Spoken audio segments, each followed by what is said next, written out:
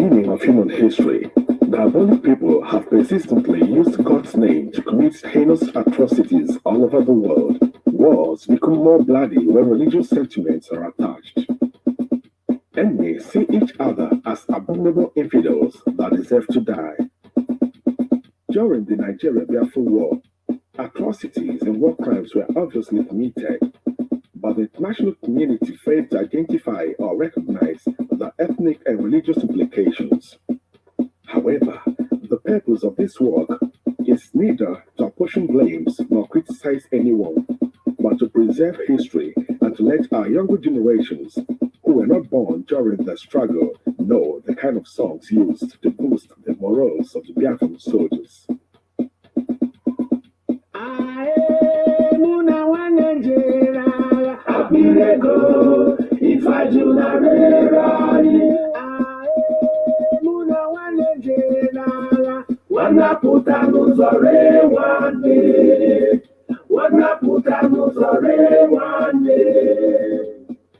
Gini kam genyunu, Umu Biafra. Gini kam genyunu. Onye wanyi, nyanya mamiye zuroke. Kayi merie nilo, dina mali chuku, jide ha zobu ha ona. Kayi merie nilo, dina mali chuku, jide ha zobu ha ona. Muna wanenjera, apireko, ifajura merani. Muna wanenjera, wanaputa nuzore wane. Gini kam genyunu, Umu Biafra. Gini kam genyunu.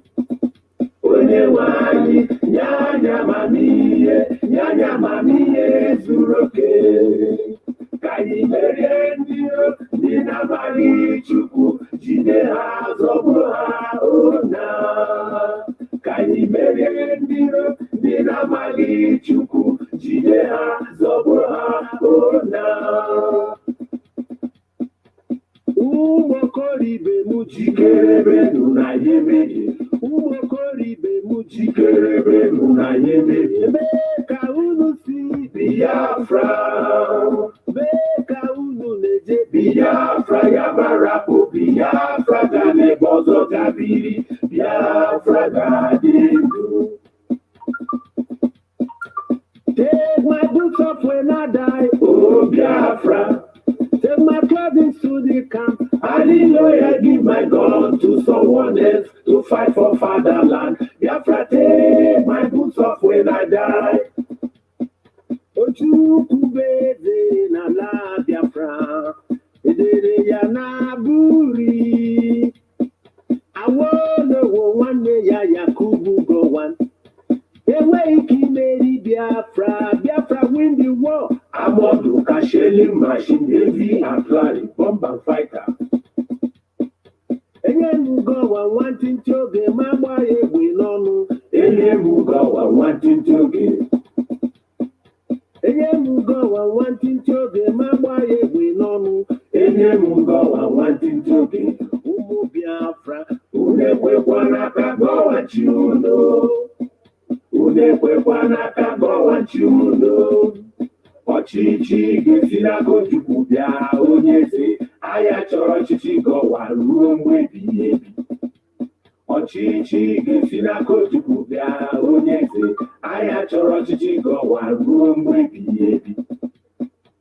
Abụ m onye amamihe, nne m nwanyị rapụkwa m ma bara onwe mami. Onye nwụrụ anwụ ewere akwụcha kechie ya anya wee. Omenine ọba kweri, omenine ọba kweri. Biafra kunye buso Nigeria. Maka gịnị? N'ihi na ha bụ ndị na-amaghị Chineke, kere ha. Kọmando egwu butere ya komando. Butere ya komando. Butere ya komando. Ụmụ Igbo beri ma n'oruo Chineke ntị, ọ dị megbo Chukwu chibanye. Ụmụ Igbo beri ma n'oruo Chineke ntị, ọ dị megbo Chukwu chibanye. Nwoke mara mma chibanye, ndị ahụ ọnụ chibanye, ọ dị megbo Chukwu chibanye. Most of the Biafran war songs aimed derogative invectives of the Nigerian government of oligarchy, who directed the killing of innocent Biafran women and children by imposing blockade on Biafra. All human contact with the outside world was cut off. Hence, the Nigerian military junta added hunger to the already existing weapons of mass destruction in their arsenal. Neither food nor medicine were allowed into Biafra. Hence, malnutrition begot kwashiorkor, also known as Harrow-Wilson syndrome. We are Biafrans fighting for our freedom. By the name of Jesus, we shall conquer. Hey! We are Biafrans fighting for our freedom. By the name of Jesus, we shall conquer. He come Biafra fighting for our freedom. By the name of Jesus, we shall conquer. We are Biafrans fighting for our freedom. By the name of Jesus, we shall conquer. Imena Ojukwu Imena, Imena Ojukwu Imena. Agamesoru makibelule ambush. Wherever mama disinu bandiro. Imena Ojukwu Imena. Imena Ojukwu Imena. Imena Ojukwu Imena. Agamesoru makibelule ambush. Wherever mama disinu bandiro. Imena Ojukwu Imena.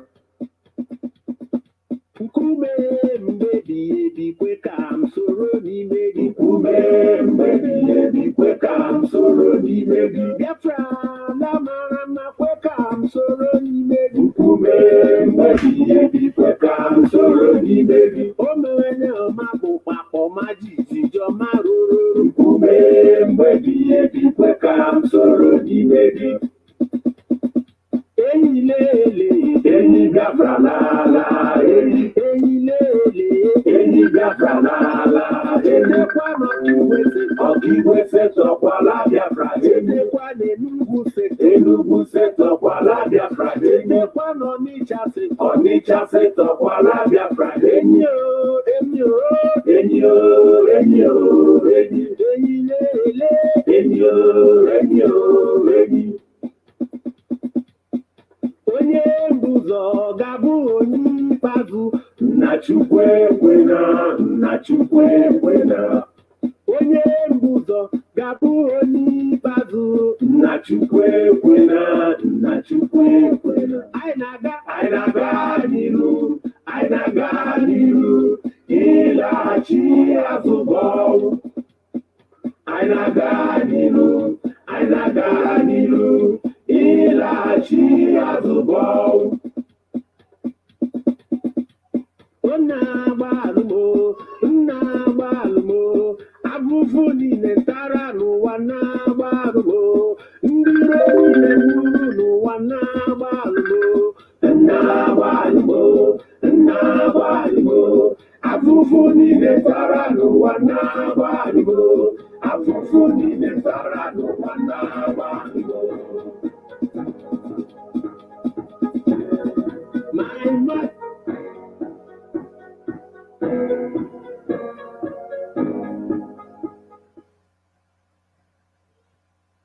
Without fear before our enemies, we have sworn an oath to restore Biafra, or we die in the process. There will be no retreat and no surrender. If the option they give to us is to seek our restoration by violence, Every living thing living in the zoo will be destroyed. All the animals will be destroyed. It's a promise and a pledge we're making to them. They must understand that we don't.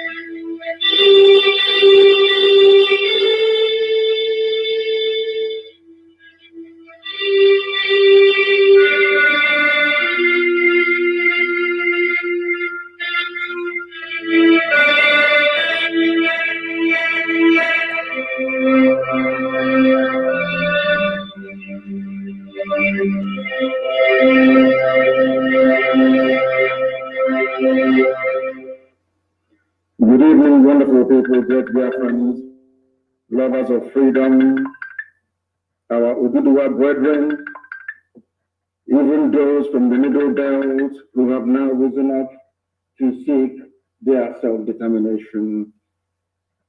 I welcome each and every one of you to this very special, very, very special broadcast on this very day, Sunday, the 16th of May in the year of the Most High Elohim, 2021. The time now is exactly 4 minutes past 7 p.m. in the land of Biafra. If you look at your timepiece, it is exactly 4 minutes past the top of the hour, regardless of where you are. We are live and we are direct, and the whole world is listening. And Chukwuokike in heaven is bearing us witness, because we have come to preach the gospel that only Him mandated must be preached to the sons of men. As always, since I am welcoming you, please welcome other people as well, because there will not be a repeat of this type of broadcast ever again. It is only one in a million. Everybody must endeavor to listen very, very attentively. If you don't have your pen and your paper with you, I will even excuse you to try and get them. Good morning, good afternoon, good evening, and good night to all of you who are listening, regardless of where you're domiciled. And as always, we are multicasting this very broadcast on a whole host of platforms. We are on Instagram. We are on Facebook, believe it or not. Mazi Nnamdi Kanu. Some people don't believe it's mine, but it is. If you go there, you will be able to listen, not on the page, because Facebook will allow me to broadcast or stream this very content live on my Facebook page. If you go to Mazi Nnamdi Kanu. Some of you know it. It is real, it is mine. If you go there, you should be able to listen. It is not a fan page, it's just an ordinary profile, ordinary page. If you go there, you should be able to listen to us this very evening. We are on app, IPOB Community Radio. We are on Radio Biafra app. We are, if you want to listen to it, you should and must be able to listen to us as long as you are in possession of an internet-enabled device. We are on satellite, we are on FM. Basically, we are everywhere. And I can assure you that the whole world is listening this evening, as they always do. And we are going to pray very, very shortly. My name is Mazi Nnamdi Kanu. I am the leader of the Indigenous People of Biafra, IPOB, all over this very planet Earth, the director of Radio Biafra and Biafra Television, and by the very special grace of Almighty Creator in heaven, Chikotika Biamapumi, Elohim Adonai Shaddai, I will now and forever remain a servant of the wonderful people of Biafra. A very special race, a very special breed, the children of the Most High, the sons of light, the daughters of enlightenment. I welcome each and every one of you. I'm going to pray very, very briefly that we may commence what we have in store for you this evening. It will take us about 2 hours, or roughly 2 hours and a few minutes, give or take, either side, to bring to you what we have for you this very evening. Chineke na nke pụrụ n'ihe niile. Anyị kwere gị nkwa sị na nke ọjọọ ma anyị kelee gị nke ọma ma anyị kelee gị. Na ndụ ndị a niile eji wee na-achụrụ gị aja onye nwe m n'oge ebule mgbe ị ga-emejupụta nkwa nke ikwere ndị gị. N'oge ahụ bụ ugbu a. N'ihi na ị gbara anyị aka ama oge gara aga tupu mmadụ wee si n'isi ha nọ wee hụ ụzọ. Tupu ndị nọrọ ọrụ wee kunie izere anyị ozi na mmụọ si anyị n'oge ga-abịa mgbe ndị Fulani ga-abata ala nsọ gị na ha ga-ememili ụmụ mmadụ na ha ga-egbu ndị mmadụ. Wee na-ebe akwa wee na-eti mkpu n'ime nrọ mgbe m na-akpọkwu aha nsọ gị. Nsị gị onye dị nsọ ma ruo mgbe ebighị bụ gịnị ka anyị ga-eme? Okwu nke gwara m nke m ziri ndị dị ndụ na nke ebere dị ngọzi sị m na ha ga-egbu anyị, anyị ụmụ anyị ga-egbukwa ha iweta m azụ na anyị ga-enwe nwere onwe. Ọ bụ ihe anyị na-arịọ gị eze ebube dị ngọzi. N'ihi na anyị agaghị ahapụ gị wee fee arụsị ma ọ bụ fee nghọta nke mmadụ dị ndụ. Ọ bụ ya mere anyị n'ala nsọ gị eze ebube dị ngọzi ka anyị nwe arọ Chukwu ndị nsọ. Ọ bụ na ala nsọ gị ka enwe ndị a na-akpọ ụmụ Chukwu. Ọ bụ na ala nsọ gị ka enwe ndị a na-akpọ ụmụ ala igwe, the children of the kingdom of heaven in Enugu State. Enwe ebe a na-akpọ ụmụ ala igwe, the children of the kingdom of heaven, a name that came before white people even brought their Bible to us. We answer Umuchukwu, we answer Obasi, we answer Tamuno. These are your names, but these are also the names that we bear to say that the time has come for you to come down from heaven, that thy will upon the lives of your children may be done in our lifetime. And that time has come, and it is Biafra. Because you told me that they will invade our land, and that invasion has commenced. They have come, as you promised me. So in the coming weeks and months, men and women are going to die. But after that, Biafra shall be restored.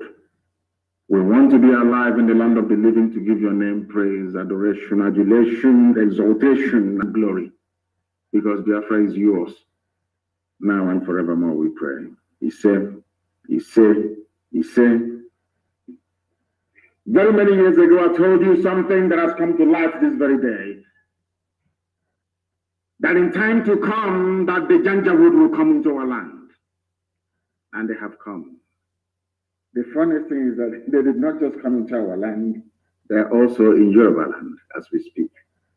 And I'm sure that the revelations I have to make this evening, the zoo will be astonished. I'm even sure that the British intelligence services do not have what we have in our possession this very evening. And I'm sure that the Fulani Janjaweed who are in control of Abubakar Yusuf Muhammad, the idiot from Niger Republic wearing Buhari mask, do not even know what I'm talking about. But this evening, the zoo will be shocked to understand that there is nothing they do, there is no move they make that we are not aware of. But first of all, I'm going to start with an article that I saw in one of the online newspapers in the zoo. It's from Sahara Reporters. And I was absolutely astonished when I saw it because I didn't quite believe that they were capable of publishing such a material. We are living in very strange times, I can assure you. I never believed that they are capable of publishing this, but I'm going to read it for you by way of a preamble to build the foundation upon which our discourse this evening is going to rest. That is why I said I'm going to speak very slowly so that you can understand every single word, every single syllable that I pronounce, because this very broadcast will not be like any other, I assure you. Your pen and paper must be very close to you. And I want you to understand as soon as we finish this very program, I want it to be put on MP3 and distributed all over the world as you normally do. I want it on SoundCloud. I want this very program this evening to go far and wide. This could be your morning or your afternoon, but from where I am, it is evening.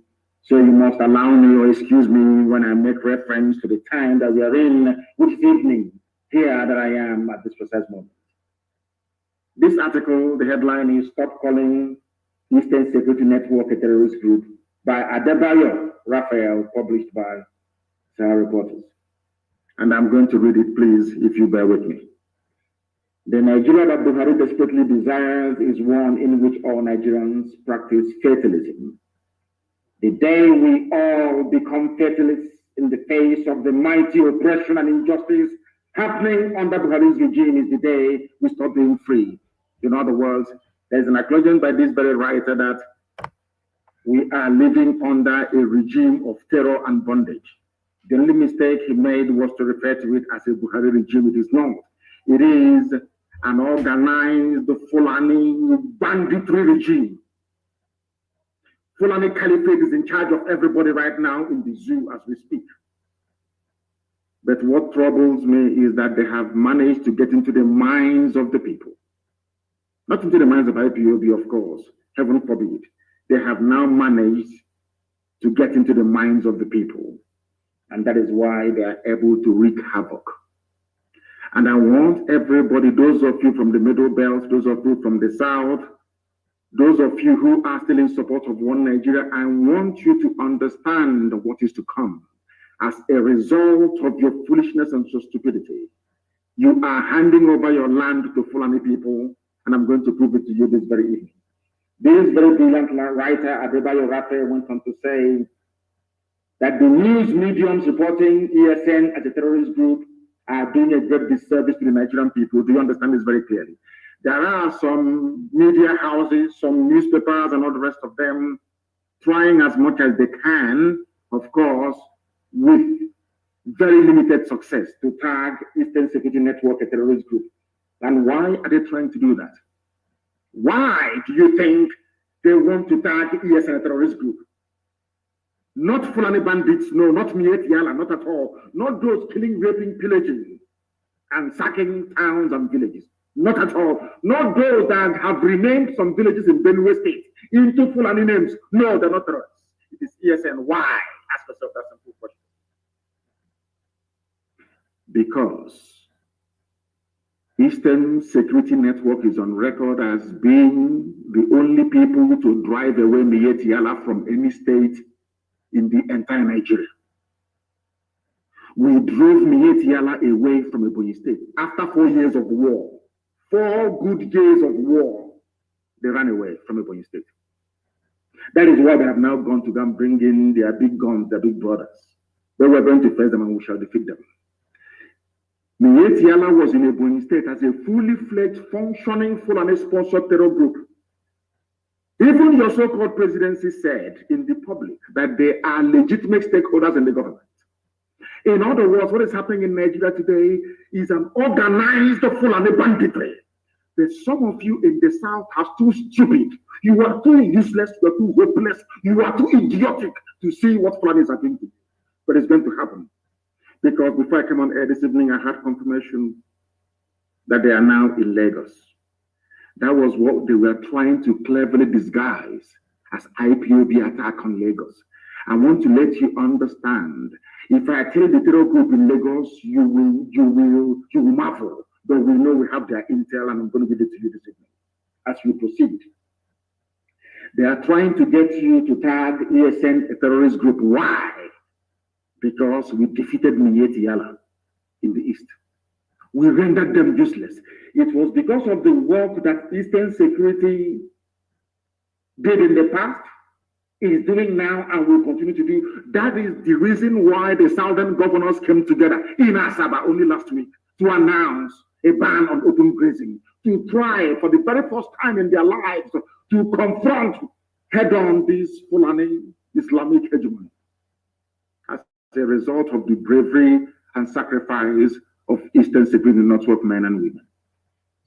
Without ESN, by now, all of you would have been, it would have been over for all of you. By now, without this IPOB, all of you would have been gone. You see, I told you before that there is a method to our madness. We proceed very, very gingerly and cautiously, trying to take our people with us every step of the way, but above all, their understanding of the very perilous times that we're living in. These are the things you must calm down to educate yourself, because sometimes our people are always in a hurry. They're always in a hurry. In the process, they fail to factor in every variable that will enable them, or that should enable them to understand the tactics of the enemy. Most of you don't understand the way the Fulanis operate, but we do. That is why we have been able to predict every of their moves. This very person is telling us that anybody saying that ESN is a terrorist group wants you to become weak, wants you to become the oppressed inside Nigeria. What IPOB is doing is to defy oppression, is to confront evil face to face. We have paid very dearly for it, and we are still paying for it. But the sacrifices we are making is to ensure that the generations to come after us cannot endure this level of oppression, this level of humiliation.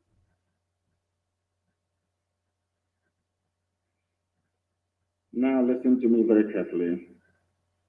What the Fulanis are doing, according to this writer, Debayo Raphael, by attempting to tag ESN a terrorist group, is to tell every Nigerian that you can never be free.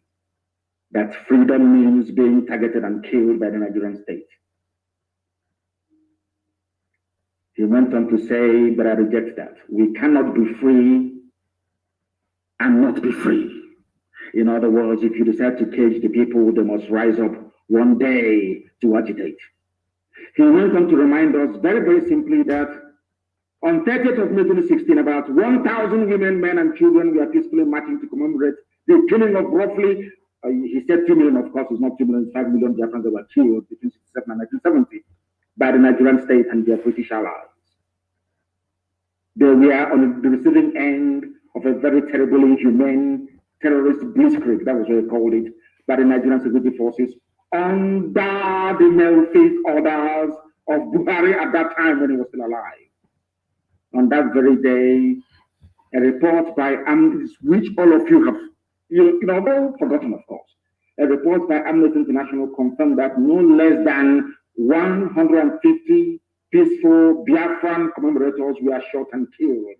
At least 70 of them injured as a result of attacks over 2 days by Nigerian army and police. All of you have all forgotten because you are black people. He went on to enumerate that this series of massacre of IPOB people were intended to put fear into us.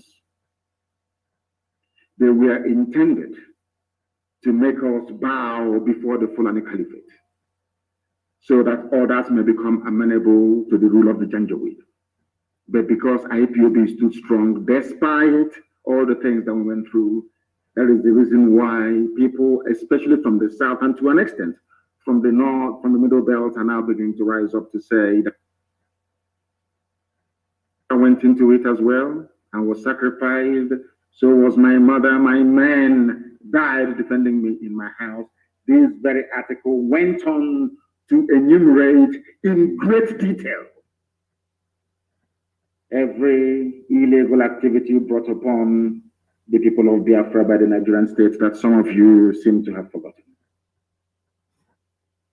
He went on to say that no Nigerians signed the contract of human rights violations and enforced disappearances. They are kidnapping people today, selling their parts to the Chinese. In other words, if you go to China now and you order penis wonton soup, you will see the penis of young men from Biafra land in your bowl of wonton soup in China. Right now, as we speak, the kidnapping, the disappearances are going on, nobody's talking. Any day we react to it, all of you fools from the south and to an extent from the middle belt will be shouting and writing your usual rubbish. Now that extrajudicial disappearances and enforced killings are going on, now, right now, in our land, nobody's talking. The day we react, all of you will start jumping up and down. And I will come to the brain of the black man later on, because I have something in store for you this evening, at least to help clear up all those cobwebs that makes you, should I say, predisposed to stupidity and mind control by people you should be controlling instead. The Fulanis have come to take over our land, and we have said to them that they're not going to do it. We are not going to allow them to do it, not now, not tomorrow, not ever. And the sooner they understand this, the better for everybody. Because one thing that the Janjaweed must bear in mind is this, is that this great generation of IPOB, we're not going to allow it.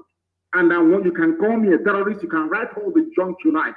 I want, you see, the Fulanis are very clever. Before they came, they used to rely on Yoruba media houses to do the dirty work for them. But as the Yoruba media houses were doing the dirty work for them, and of course some Igbo media houses as well, like some newspaper, they went back and created their own.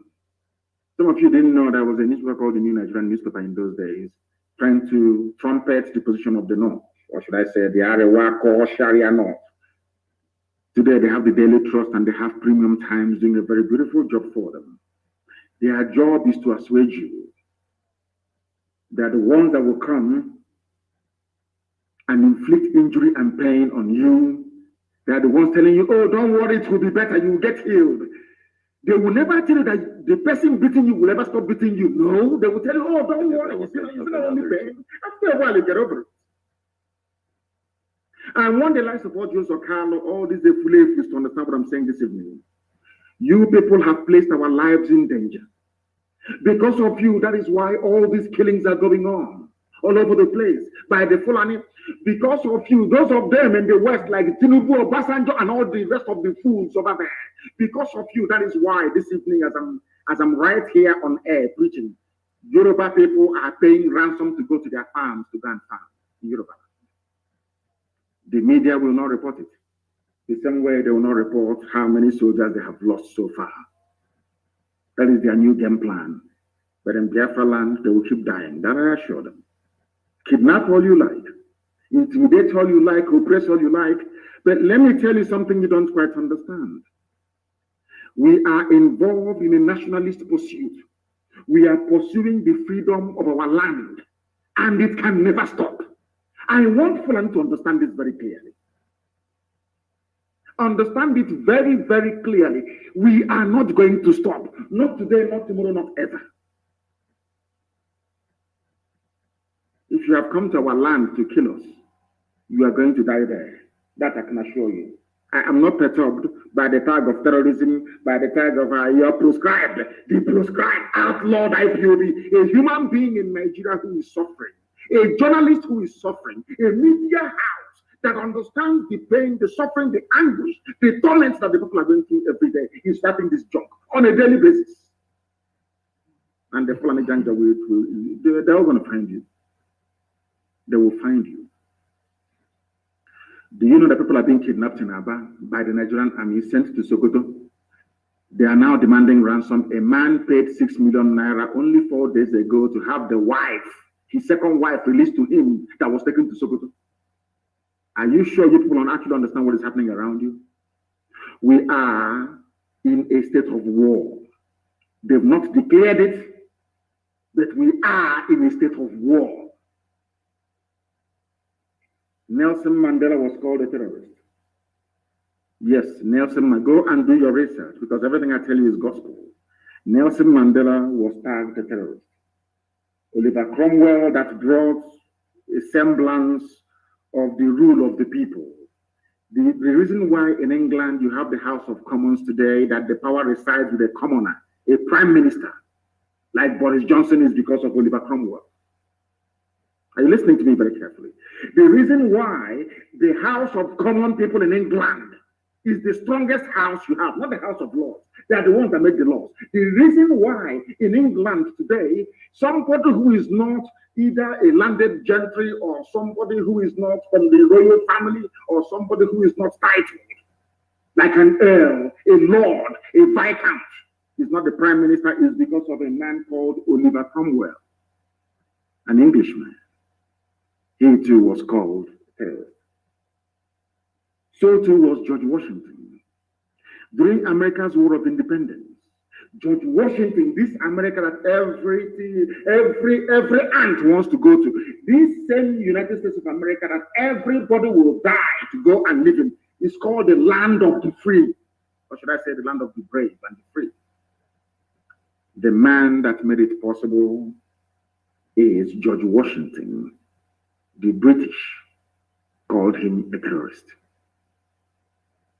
I'm saying all of these things tonight so that if you're called a terrorist because you're an IPOB, because you fund ESN, it is a badge of honor.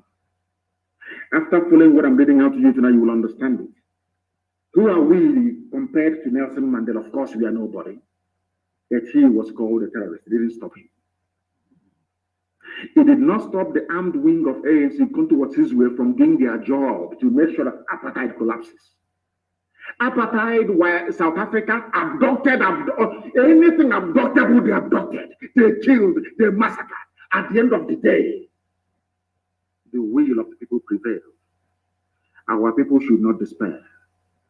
We are going through a very difficult time, aided and abetted by the likes of the Sarikin Fulani, of the likes of Ojus or Carlo. I'm sure by now that Rochas have repented. He just in fact, his eyes and all the fulefus talking about one Nigeria is now very clear to all of you that the Fulanis do not mean well. Not for us who are fighting them, neither for you who are their slaves. If Nelson Mandela can be called a terrorist, who am I? Oliver Cromwell was a terrorist. George Washington was a terrorist. Robert Mugabe of Zimbabwe was a terrorist. Even, let me shock you, all of you now. Some of you may have heard about a man called Dr. Zikiwe. Dr. Nnamdi Zikiwe is his name. I had to add a Nnamdi to his name because he doesn't behave like one. Do you know that Dr. Zikiwe was called a terrorist and exiled to Ghana? Are you aware of that? Do you know who called him a terrorist? The same Britain, United Kingdom. Are you aware of that? Dr. Zikiwe, that fought and set Nigeria free. Do you know he was sent to jail by the British? Do you know that Ahmadu Bello never went to jail? Do you know that Abubakar Tafawa Balewa never went to jail? The only people that went to jail are those from the south. Awolowo and Azikiwe are the only people that went to jail in order to set Nigeria free. Are you aware of that? No, you don't know. And they were called terrorists. Yes, Nnamdi Azikiwe was called a terrorist by the British. You must listen to me attentively. I said this program cannot be like any other. You must listen attentively this evening, please. And invite people to come and listen as well. Nnamdi Azikiwe was called a terrorist by the British. Chief Obafemi Awolowo was not spared. Chief Obafemi Awolowo was called a terrorist as well for trying to set his people free. I want IPOB to know tonight that being called a terrorist because you're fighting for your land and your nation is a badge of honor. It means you've arrived. It means the enemy is scared of what you're doing. And it means that you're succeeding at whatever thing that you're doing. Are you following me? If you are in freedom fighting anywhere in the world and the people you're fighting have not come to refer to you as a terrorist, then that means you're not doing anything.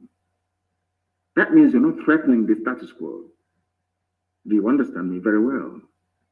That is why in our case, where there is no democracy, because in Africa there is no democracy, people are very primitive, people are basically like wild animals in the forest, they have no brain. That is the reason why we need to agitate the way we are agitating, or else we can never be free. Understand this very, very clearly, please. Awolowo was also a terrorist. For the sake of Yoruba journalists in working for Channels Television, all those Yoruba people writing for the Punch newspaper, I also want to let you know tonight that Awolowo was once a terrorist because he was fighting for you.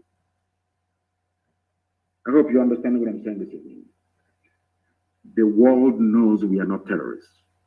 We have not gone to markets to bomb people. We have not gone to mosques to bomb people. We have not been to churches to kill people. We have not killed anybody, as a matter of fact. What PSN is doing is driving away Fulani terrorists in our forests. How can that make us a terrorist? By pursuing terrorists. How is that possible?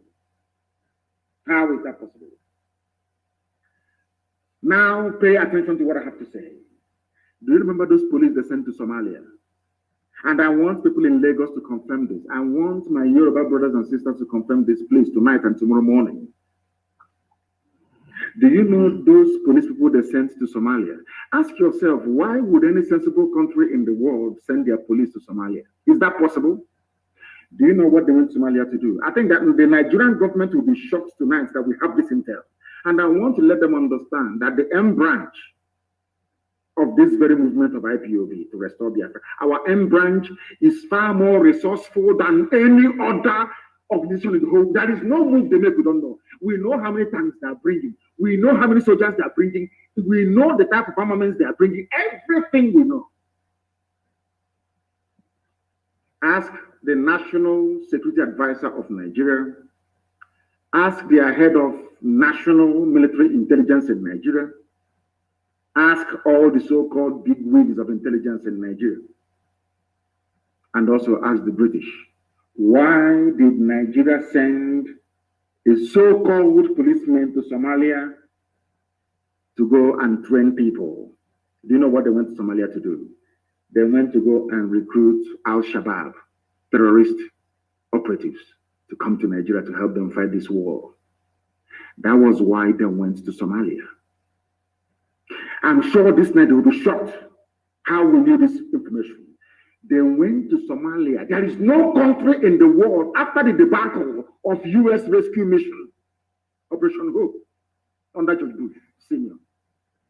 No country in the world has ever dared to send their people into Mogadishu. Only Nigeria. Why? To go and recruit the very deadly Al-Shabaab terror group. Fight for them. Remember the intel all over the place. America gave you intel a few weeks ago. I also have the latest one they gave today. When America said that terrorists are now moving south, I want to let the whole world understand. I want Tinubu to understand that even you are from, you're not safe. These are the people who are surrounding Lagos today. They are the ones in the forests of Yoruba land. Their leaders have come. The Nigerian government, the Fulani Caliphate government, sent their hardened men to Somalia to go and recruit Al-Shabaab terror group because they do not have the numbers to fight in the south. So they are complementing it with terrorists they are now recruiting across the Sahel, but most importantly, Al-Shabaab in Somalia. That was why they went to Somalia. Have you heard any updates since they went to Somalia? Have they tried to show you anybody they have recruited from Somalia or how they're helping the Somali government? Have they done so? The answer is no, because their motive there is sinister. They went there to go and recruit Al-Shabaab terrorists to come to kill all of you, shouting one Nigeria with green, white, green flag. You know, sometimes I think that Elohim in heaven is maybe trying to hold us back, to unleash this thing from the Fulani, so that all the Fulefus will die in misery and in regret.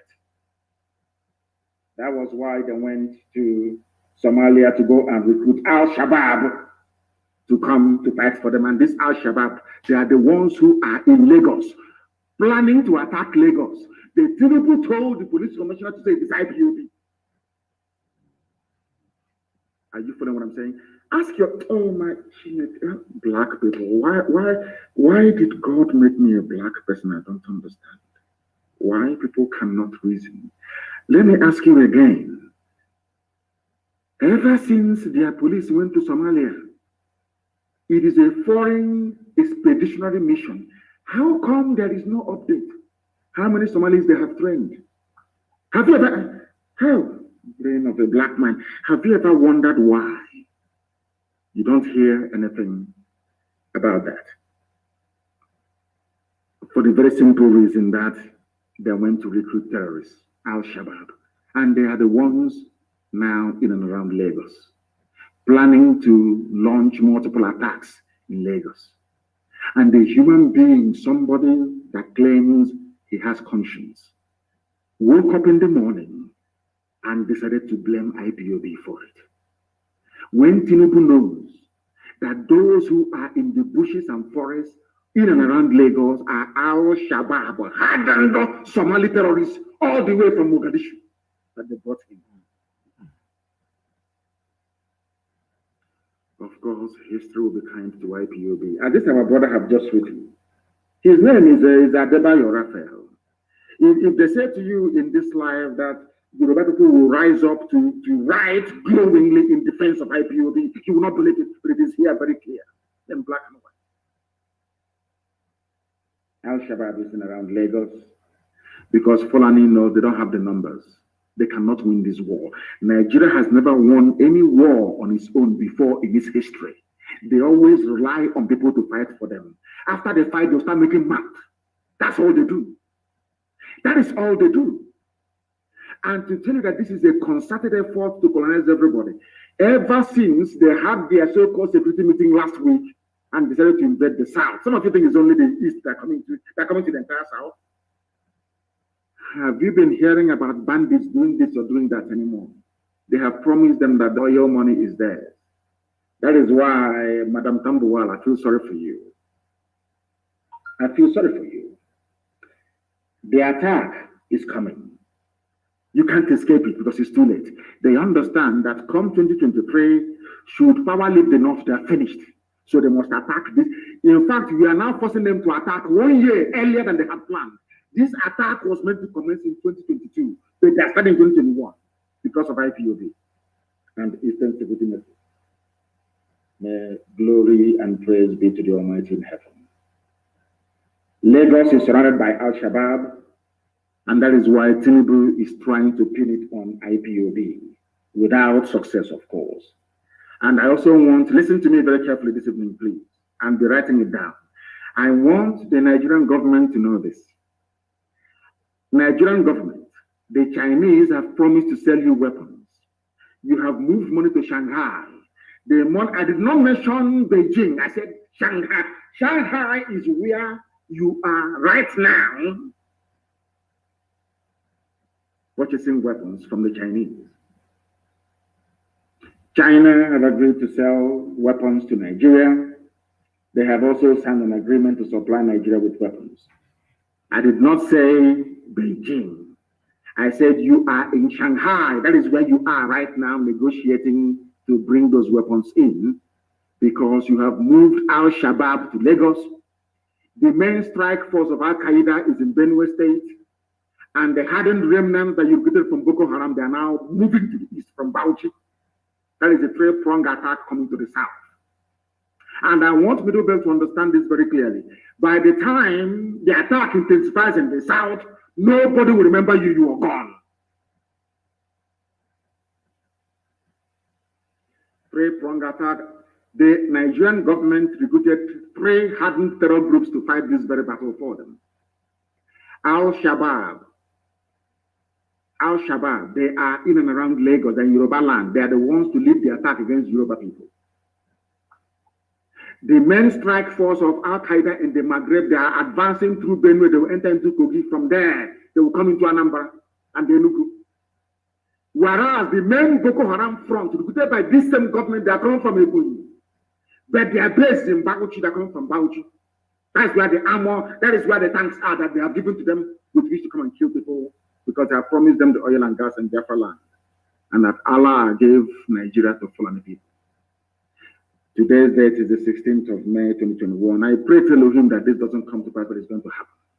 And when it happens, as usual, people will go back to this. Oh, but he said it all. He's a prophet. He said it all. Because you cannot stop what is coming. And I want you to know those to blame when they start massacring your men, women, and children. You will blame Obasanjo, you will blame Tinubu, you will blame Odios Okalo, you will blame, I don't even want to mention the Sarakin Fulani Hope that is very irrelevant. You blame Lucha Sokorocha, you blame the Innamanis, you blame Iwanyang, you will blame Mrs. Tambua, you will blame the likes of Ebony Clark. All these appeasers of Fulani. They always appease Fulani. They want to please them. One Nigeria. The person you are doing one Nigeria for, does Fulani believe in one Nigeria? So you think that by Fulani opening their mouth and saying one Nigeria, they are doing it because they love you? Are you stupid? Are you that foolish? They're doing it because they want to conquer you. And in fact, you are conquered already. You are conquered already. Nigeria, are you not in Shanghai purchasing weapons right now, this very night? True or false, we know. When you bring them in, we are going to know. When you deploy them, we are going to know. When we destroy them in Biafra land, we will also tell you that we've destroyed them. That is to let you understand that our own intelligence is more than yours. Because in Yoruba land right now, not only are they refugees in Benin Republic, which some of them do not know, because the news is being suppressed, Yoruba people are paying ransom to go to their farms. Ask yourself this question. Somebody as influential as Wole Soyinka cannot go to his farm. He's a Yoruba man. Wole Soyinka, of course, one of the people that I blame for the mess that Nigeria is in.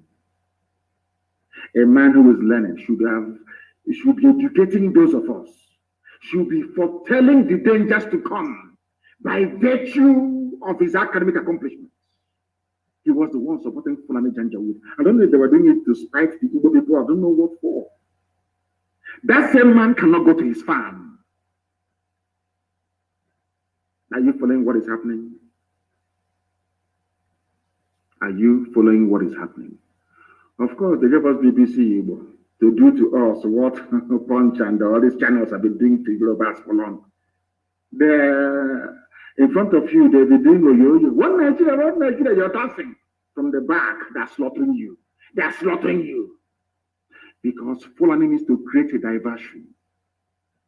And they are masters at that. They know how to divert your attention. They are very good at it. And that was what our brother was writing about Adebayo Raphael.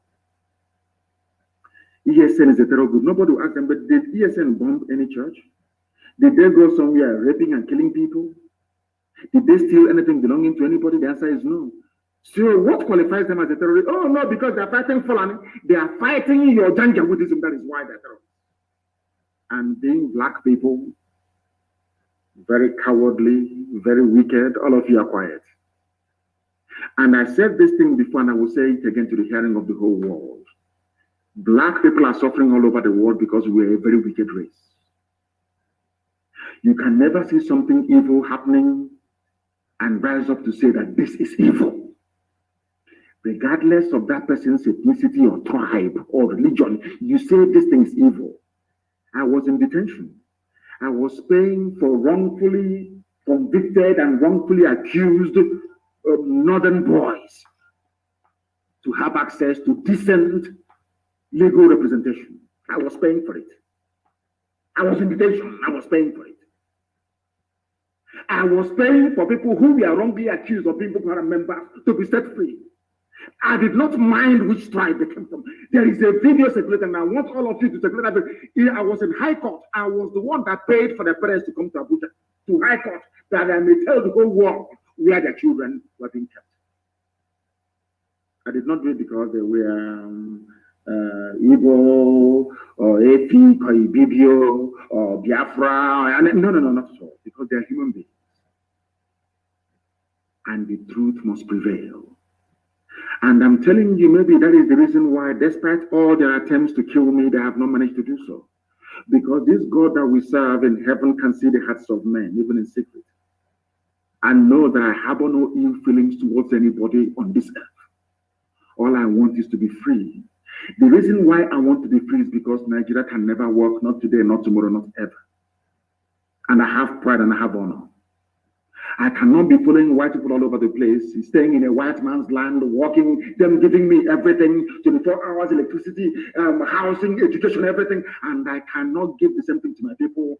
If I can't do that, means I'm a failure in life. That's why we want Biafra.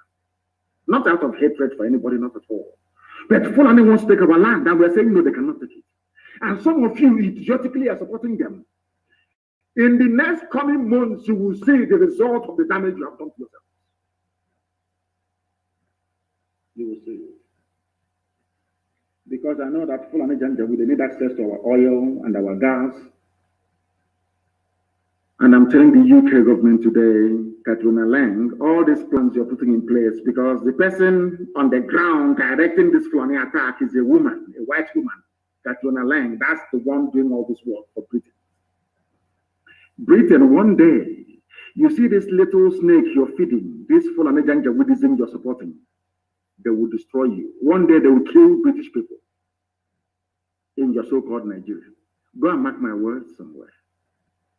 You people never learn. History is replete with Islamic governments you've helped in the past. They came back to bomb and to kill you. I'm talking about Britain, the UK. So will Fulani kill you one day. All this aiding and abetting of atrocity upon atrocity. The reason why the Fulanis are coming now is because Britain told them to attack now, because Israel is under siege from Hamas. That is the signature, that is the handwriting of Britain, that is the way they operate. The reason why Harold Wilson allowed the British to support the Fulani Janjaweed to kill 5 million people, the second worst genocide in the history of man, was in 1967. Two things happened. At the same time, Israel was under attack. As at now, Israel was under the Yom Kippur War of 1967. Israel was under attack. As Israel was under attack, Gowon launched his strike at Deccan. Britain calculated that the whole Vietnam War and everything will take over world attention. And the whole world now is focused on Israel. So the Fulanis can now come to Biafra land and kill as many people as possible. Britain will ensure that the world will not hear about it. Are you following what I'm preaching? Are you following what I'm saying? Because what I'm giving you is gospel from heaven. Is your Chineke. The reason why they chose now to attack, it won't surprise me. I don't know. I don't have the intel yet, but it won't surprise me if Nigeria and United Kingdom have in hand in the attack that Hamas is launching against Israel. I'm being honest with you.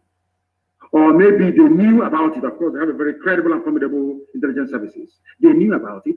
And what they said was, Nigeria, this is your time now to move in, because the global attention is on Israel. Go to Biafra and kill as many as you can. Subdue and suppress them. Do you know how I knew that this was going to happen? Anywhere Katrina Lang visits, anywhere she goes to, give it only 2 weeks, the army will move in there to kill people. The British, I'm telling you, it's simple research, go and do it. Anytime there is a crisis, the British High Commissioner Katrina Lang, anywhere, anytime she's on the move, you are finished. She was the woman that visited Bola Ahmed Tinubu. The next day, people were dying around Lekki Toll Gate. After visiting Ojos Okalo to go engage the Poles of the East, Ojos Okalo gave them the go-ahead to come to our land to kill us. Katrina Lang, that's the woman's name. British High Commissioner to the zoo called, that they created, called Nigeria. And people don't want to understand, because I'm going to come to the issue of black people later on, because the time has come for us to begin to reason properly. like human beings. Do you know somebody called Gavin Anderson, the US intelligence chief? He warned that southern Nigeria needs to keep its eyes open. Terror groups have taken over the region. This is the news being reported 3 hours ago. 3 hours ago, go and Google it. Southern Nigeria needs to keep its eyes open. Terror groups have taken over the region. This was what Tinubu was trying to pin on IPOB. Are you following? This was what Tinubu was trying to pin on IPOB. So when Al-Shabaab are busy slaughtering people in Yoruba land, Tinubu will say it's IPOB that is doing it. But as God will have it, the love I have for Yoruba people stemming from the love they have shown to me, I'm being honest with you. We talk privately. The land of Baya de Banjo, the land of Gani Adams, the land of Igboho, the land of Femi Fanikayode, the land of Papa Shoranti, the land of my late friend. Why would I go and attack it? They don't know that we are under oath. Do you know we are under blood oath with our Yoruba brethren? Are you aware of that? Blood oath. That we can never, ever, not in a billion years, work against each other.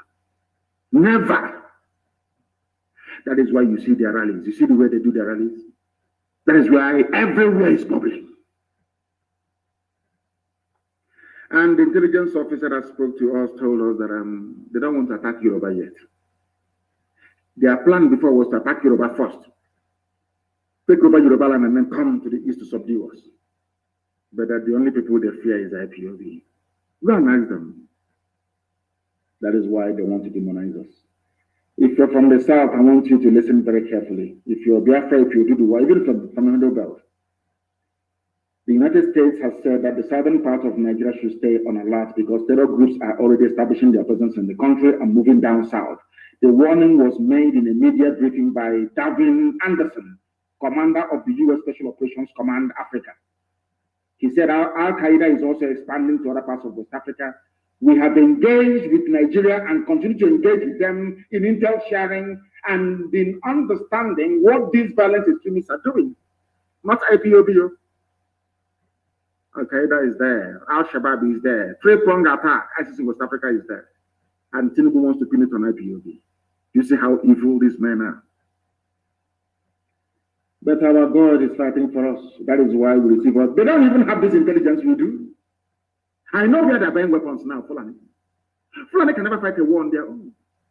And I told that all the barracks you see in the east, they're empty. Nobody wants to join their army. That is why they're drafting people from Baguchi. If you claim that it's division in Enugu is strong, Obinze is strong, or Hafa is strong, or Onitsha is strong, they are all there to intimidate all of you into submission.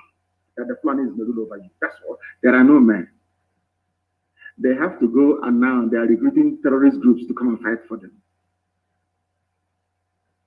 You must understand what is happening. Therefore, it never came to me as a surprise. Katrina Lang, the UK High Commissioner to Nigeria, wants the Igbo race to be wiped out. The same way people want the Jews to be killed. Any day our people rise up to recognize and understand this, the better for all of us. Some people want us dead. Not that we will do anything to them. No, not at all. But because United Kingdom believes that the coming of Biafra will herald the coming of Christ, that the world will come to an end. Any day the black man acquires reason. Any day the black man can build a car. Any day the black man can feed himself. That day the world will come to an end. That's what they believe in. And they know that it is Biafra that holds the key. They understand that very well. That is why it never came to me as a surprise that after Katrina Lang visited the arch-traitor of Carlo, the very amorphous, headless monster known as Fulani Caliphate declared effectively the Second Biafran War. Something tells me, as I told you earlier, that the timing of this war on Biafra has something to do with Britain. Because in like 1967, Israel today is at war, the same way they were at war when Nigeria attacked Biafra in 1967. They now want to use it as a cover as a cover to commit genocide. And I'm telling Biafrans tonight that we are effectively on our own. We have been given two choices by the United Kingdom, the slave masters and the colonizers. The UK have given us only two alternatives, and I call it the devil's alternative, of course. We either submit to the will of their puppets, the Islamic Caliphate, or we will be wiped out from the face of this very earth. The question you must ask yourself tonight as a Biafran, as a Southerner is, do you want to be a slave to the Fulani Caliphate, or do you want to die on your feet? Live for 1,000 years on your knees, as most of them are doing without even knowing it, or you die on your feet. The devil's alternative. Whichever option we choose, men are going to die. Which one do you prefer? Are we going to fight and die like men, or are we going to submit to a life of Allahu Akbar? It's entirely up to you. The time is now, because the enemies, they have come. I didn't say they are coming, they have not come into our land. And as I promised them, if God is on our side, which I know He is on our side, this army of Nigeria will die in Biafra land. That is how God intended it to happen. Many of us are going to die. And I'll be leading it myself, mind you. Many of us are going to die. But Biafra is going to come. And everything called Nigeria will perish in Biafra land. The world must be prepared for what is to come.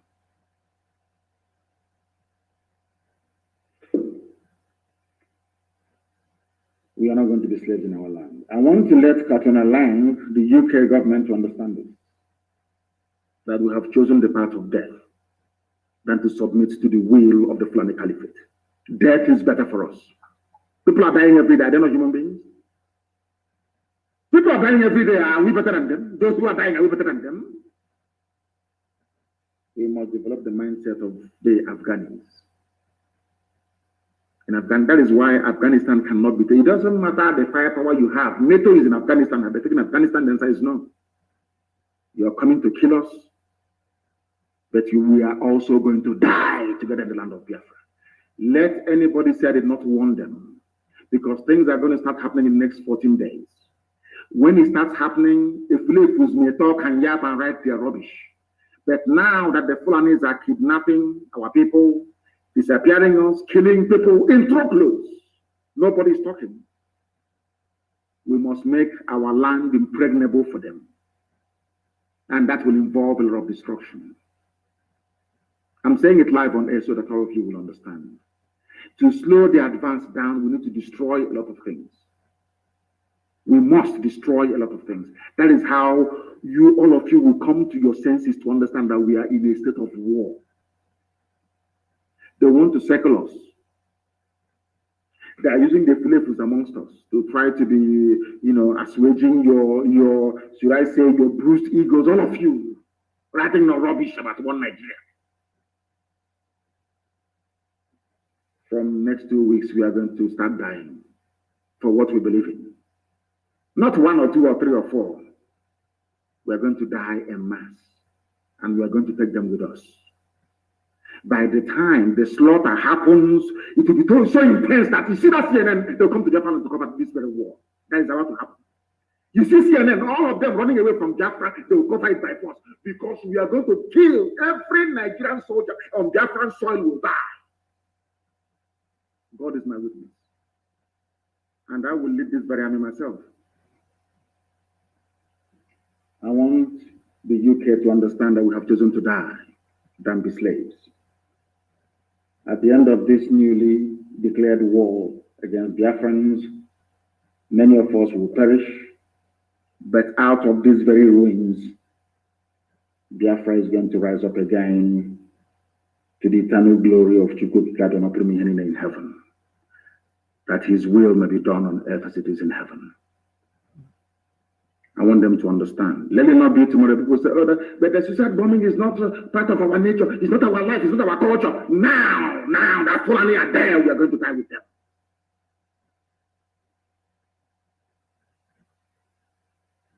We are Biafrans. as they would say, being a Liverpool fan, what we do in life echo in history, as they sing.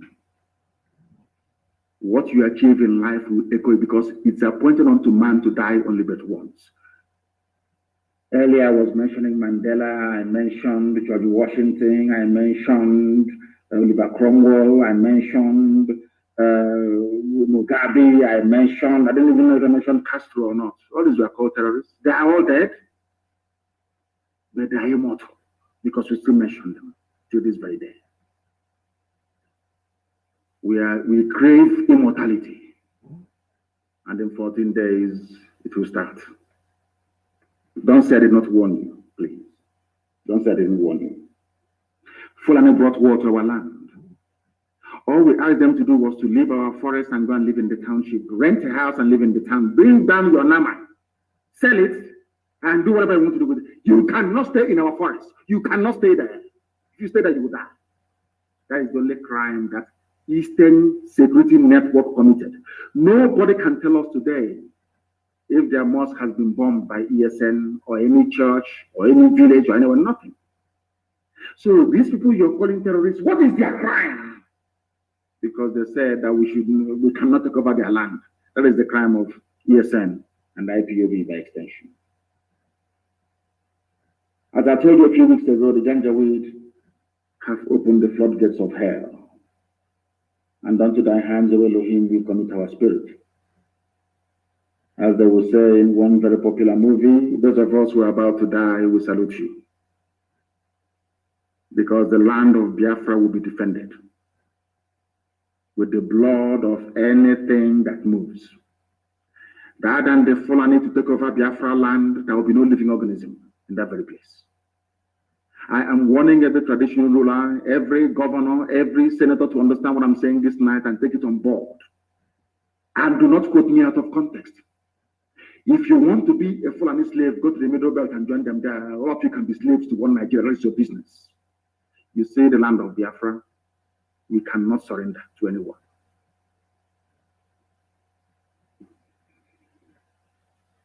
Now,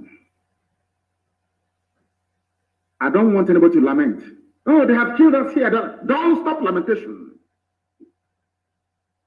All we need is action. Not Rambo-style action.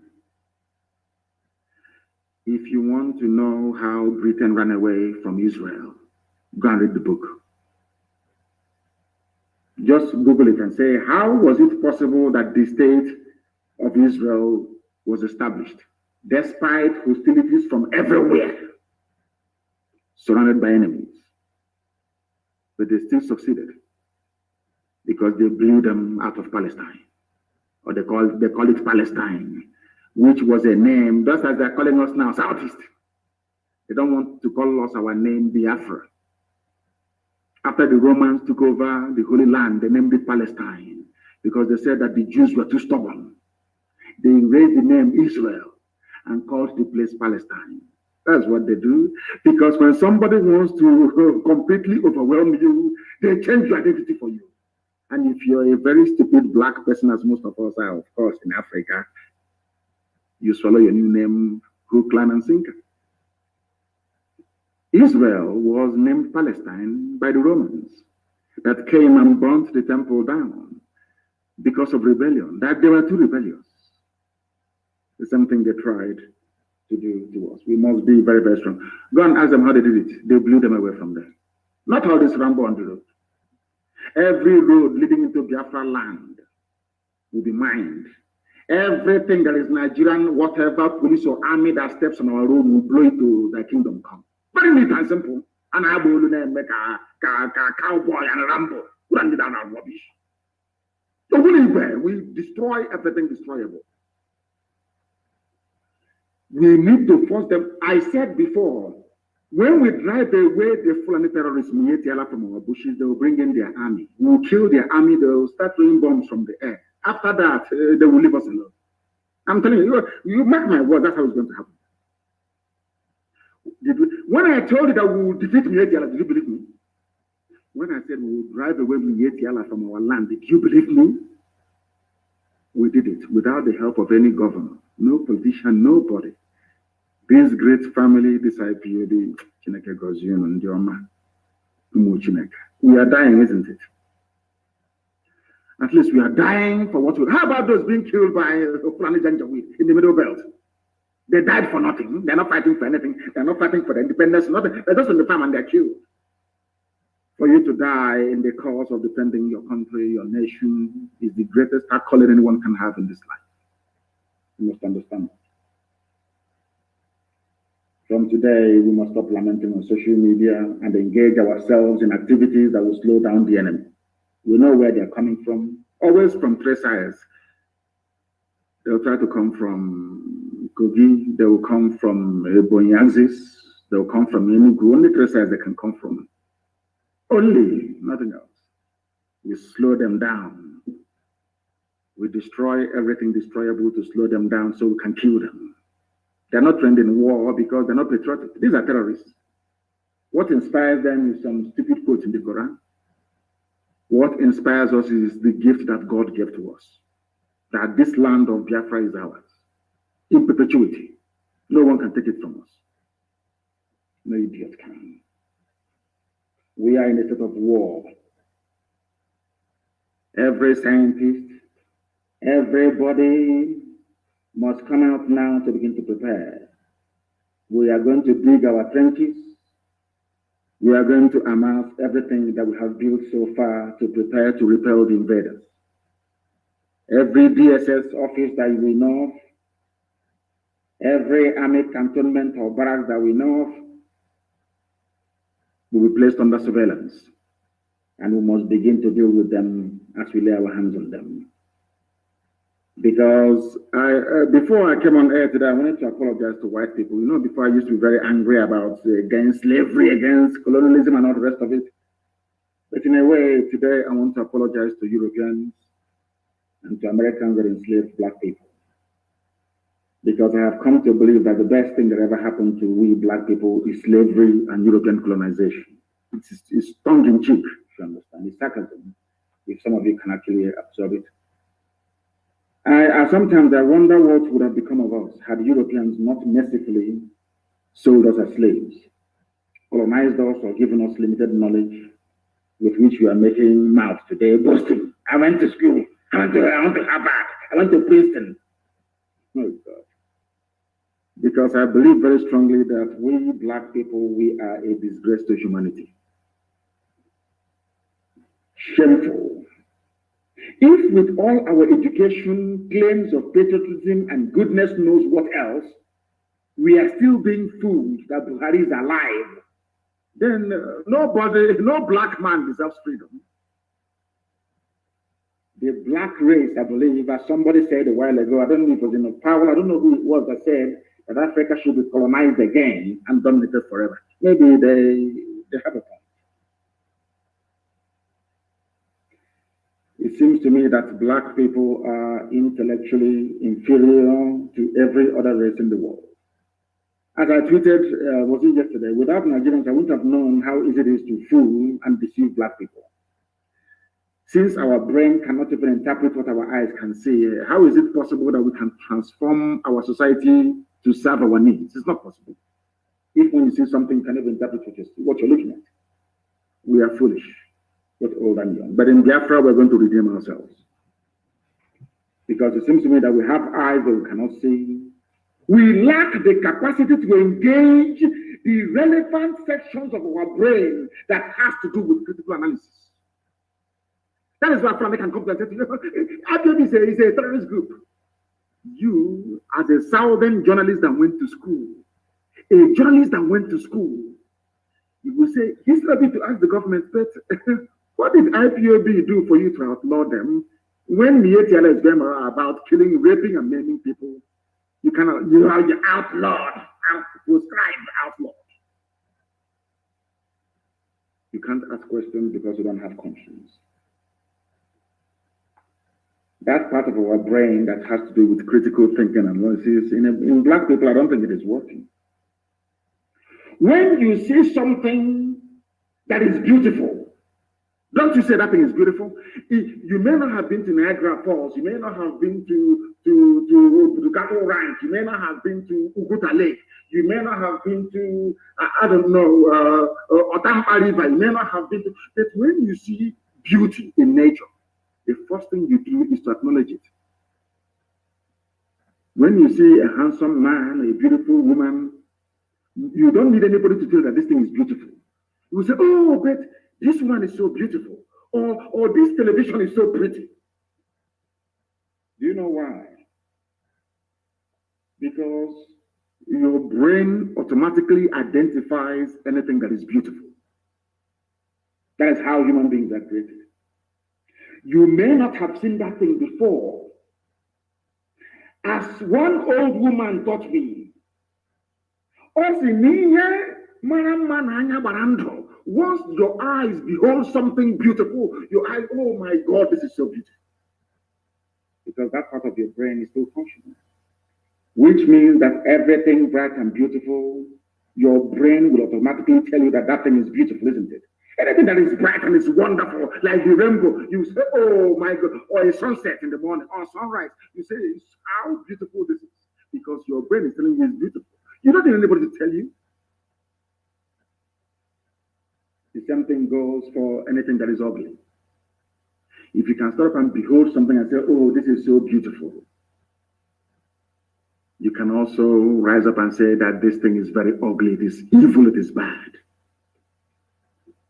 This brings me to the phenomenon of the dead late Buhari and the successful attempt to deceive all of you so far in this zoological republic.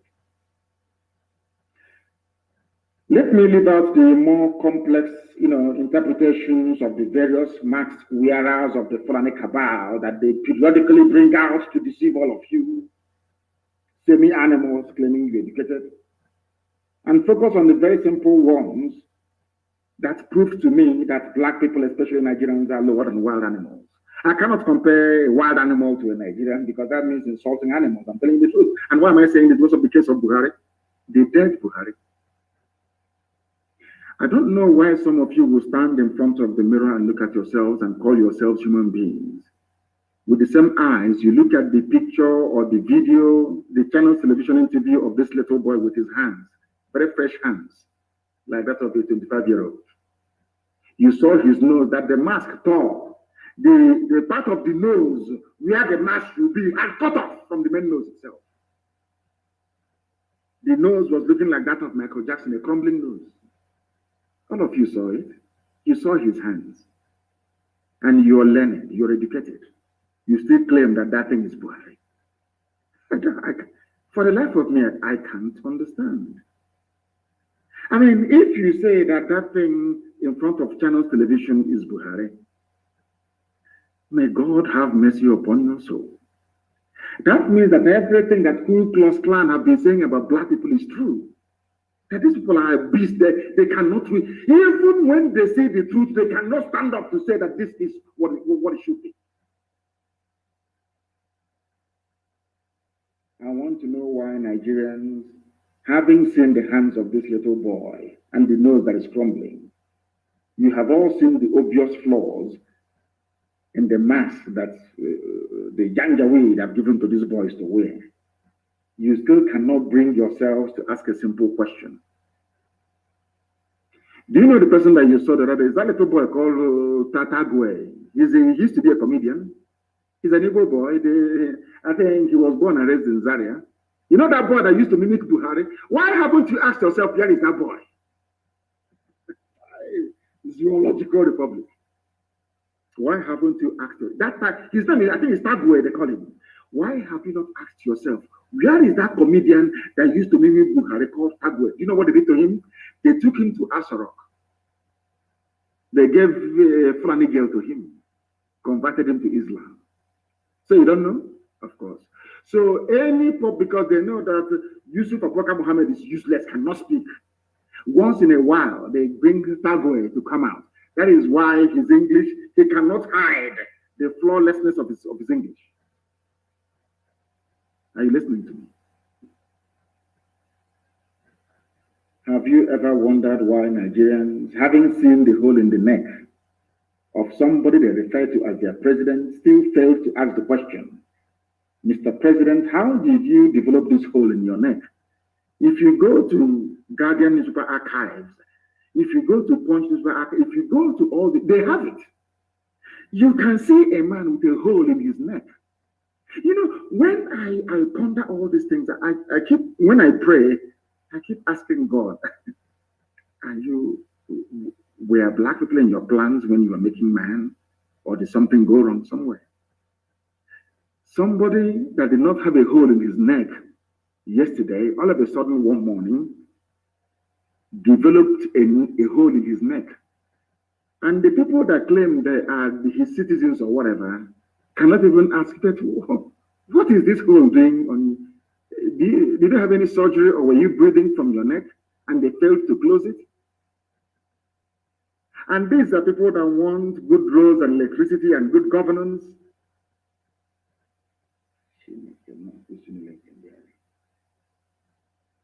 In any system that claims to have regard for the well-being of the people, such an obvious defect in the appearance of their so-called number one citizen should have attracted a lot of attention. Anywhere in the world, can you see Biden? Only that Biden fell down climbing the steps of Air Force One. It was everywhere. Can you imagine Biden coming out tomorrow at the Rose Garden of the White House with a hole in his neck? What do you think will happen? What do you think will happen? Black people, this UG black. Why can't you ask yourself this simple question? What caused that hole in his neck? So if you're telling us that this man is 82 years old, how come his hands looks as fresh as that of my grandchild? Simple questions, but you can't answer them, or you can't even ask them to start with. That is what makes you a black person. And that is the difference between you and the white people. You see, in all those countries where they have 24 hours of electricity, where there is running water, where there is free healthcare, free housing, if you present somebody like this claiming he's Buhari, they will ask questions in public. That is the difference between white and black people. And that is why they are still controlling us till this very day. You know, sometimes it is easy, I should say, to deceive people than to educate them. Especially those who have been enslaved and deceived. That's why so many people don't want to learn about the evil that is going on in Asarok. Even when you see it, you don't want to say, oh, bring 2023. Let 2023 come so another person can go in. Typical black people. And you keep wondering why you are poor. You keep wondering why God has abandoned all of you. You keep wondering why you have no good roads. You keep wondering why you go out and the army will kill you and nobody will talk. You keep wondering why you be in your home and the police will come and kill everybody and nobody will talk. There is a picture that is in circulation. I tweeted it. Please go to my Twitter handle or page and see it.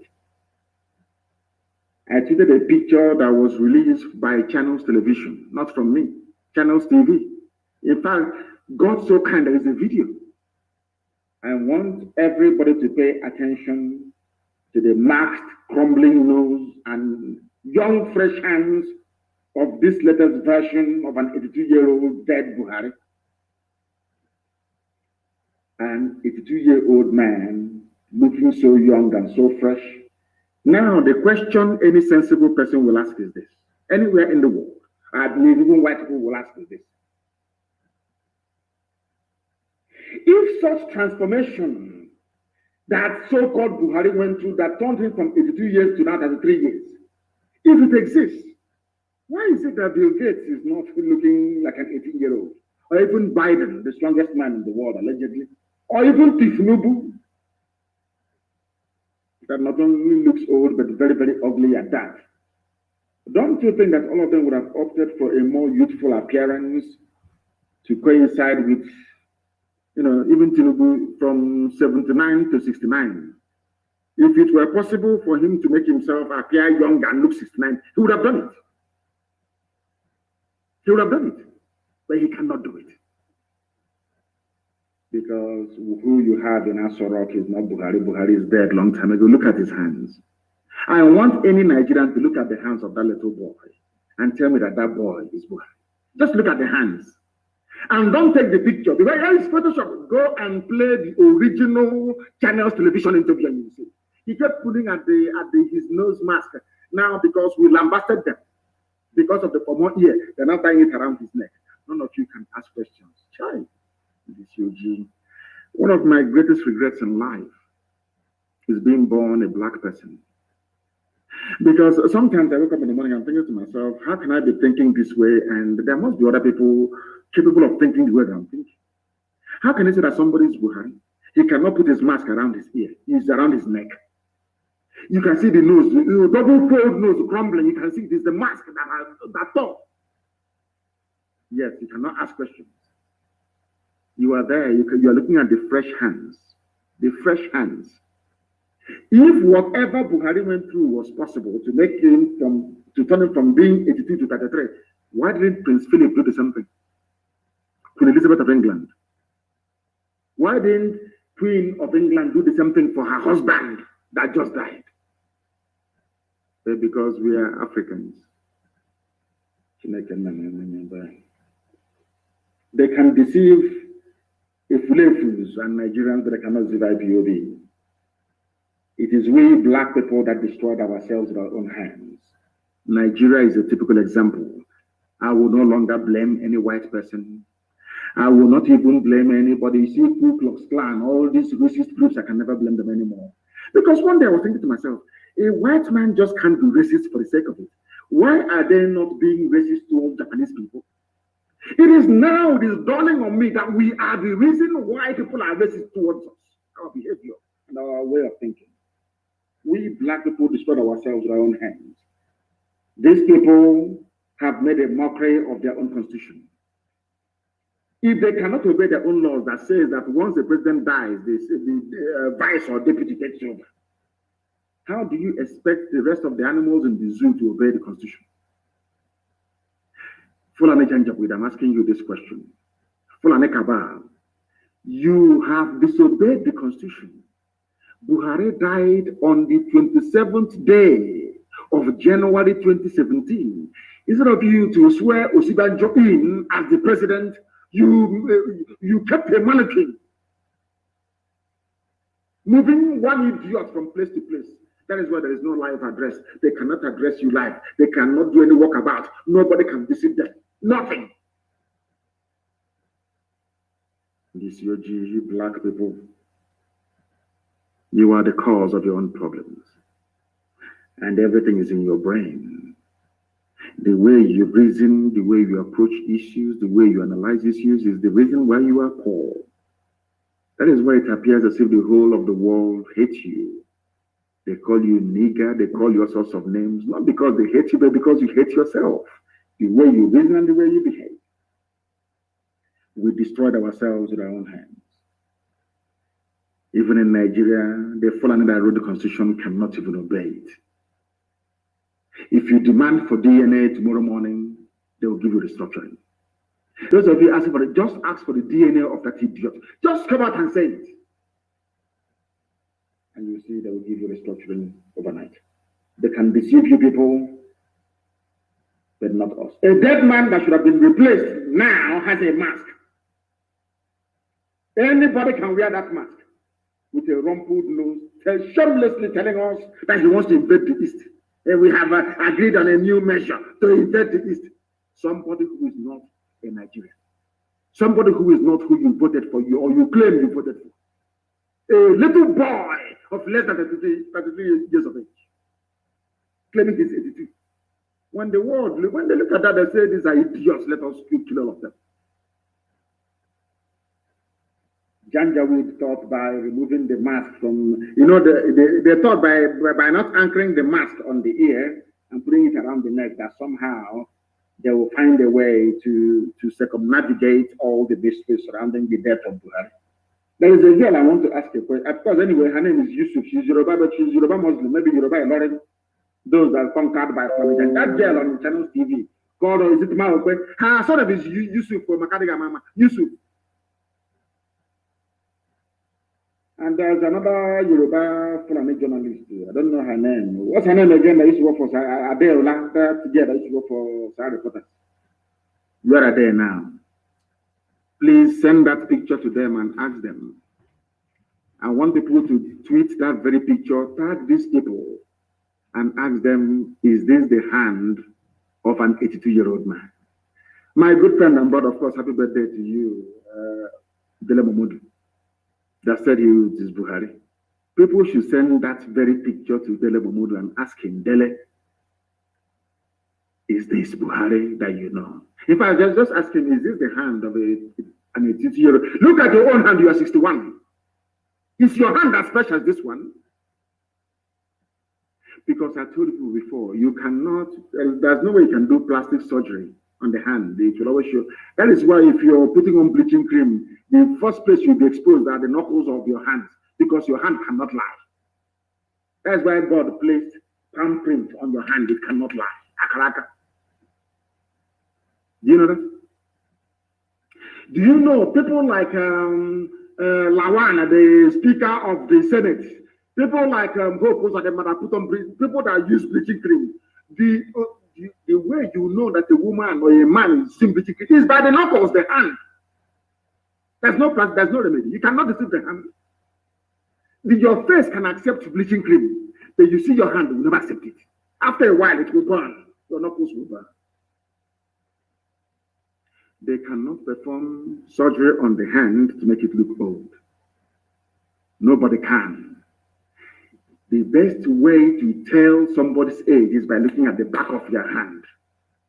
Once you're over 70, you see wrinkles. You cannot do surgery to remove them. It's impossible. How can somebody who is 82 not have wrinkles? And you say that that person is your president. You say Mr. President is an asshole. And you want me to regard you as a human being. How is that possible? When I say it now, you say I'm insulting you. I want people to send that picture to that lady, that girl called Adeola. I don't know, it's always Yoruba people defending Janjaweed. I don't know why. And the one called Maope Yusuf for channel television. Adeola. Send those pictures to these two Yoruba girls and ask them a simple question. Is this the hand of an 82-year-old man? A very simple question. And the zoo will begin to crumble before your eyes. You know, our people don't know how to fight this very battle. They have no idea. Give us the structuring. Who are you begging to give you? So by begging Fulani to give you the structuring, that means that Fulani are the owners of Nigeria. That is something you don't know. We demand restructuring. Demand it from who? By virtue of you saying that you are demanding for restructuring, it means that you are acknowledging that somebody is holding it. And that person holding it, they are, or should I say, the people holding it, they are the owners.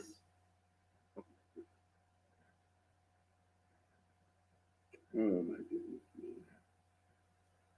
A country that believes that cockroaches can keep a president and commander-in-chief out of his office, locked out for months on end, deserves not to exist. You people are the same Nigerians that Abba Kyari told you that rats and cockroaches prevented the president from accessing his office upon his return from medical whatever in London. And all of you believed it. Commander-in-chief of the armed forces being kept away from his office by cockroaches. Hey, this UG, black people. Black people. They say that monkeys swallowed bags of money.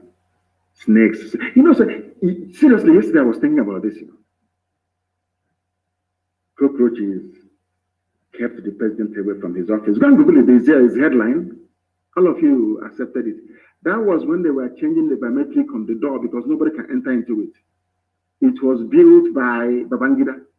It was the Mossad that told Babangida to build such bunker so that any military coup is futile. You'll be there until help will come from the outside world. So they need to scan your retina and your thumbprint to enter there. When Buhari died, they forgot to cut off his finger, his right thumb, or bring back his head to scan his retina. That was why they had to destroy it, and it took about 3 months to do. And in that 3 months, he walked from his village in Daura. His cockroaches are there. There are too many. A country that cockroaches defeated an army, the Presidential Guard. Does that country deserve to exist?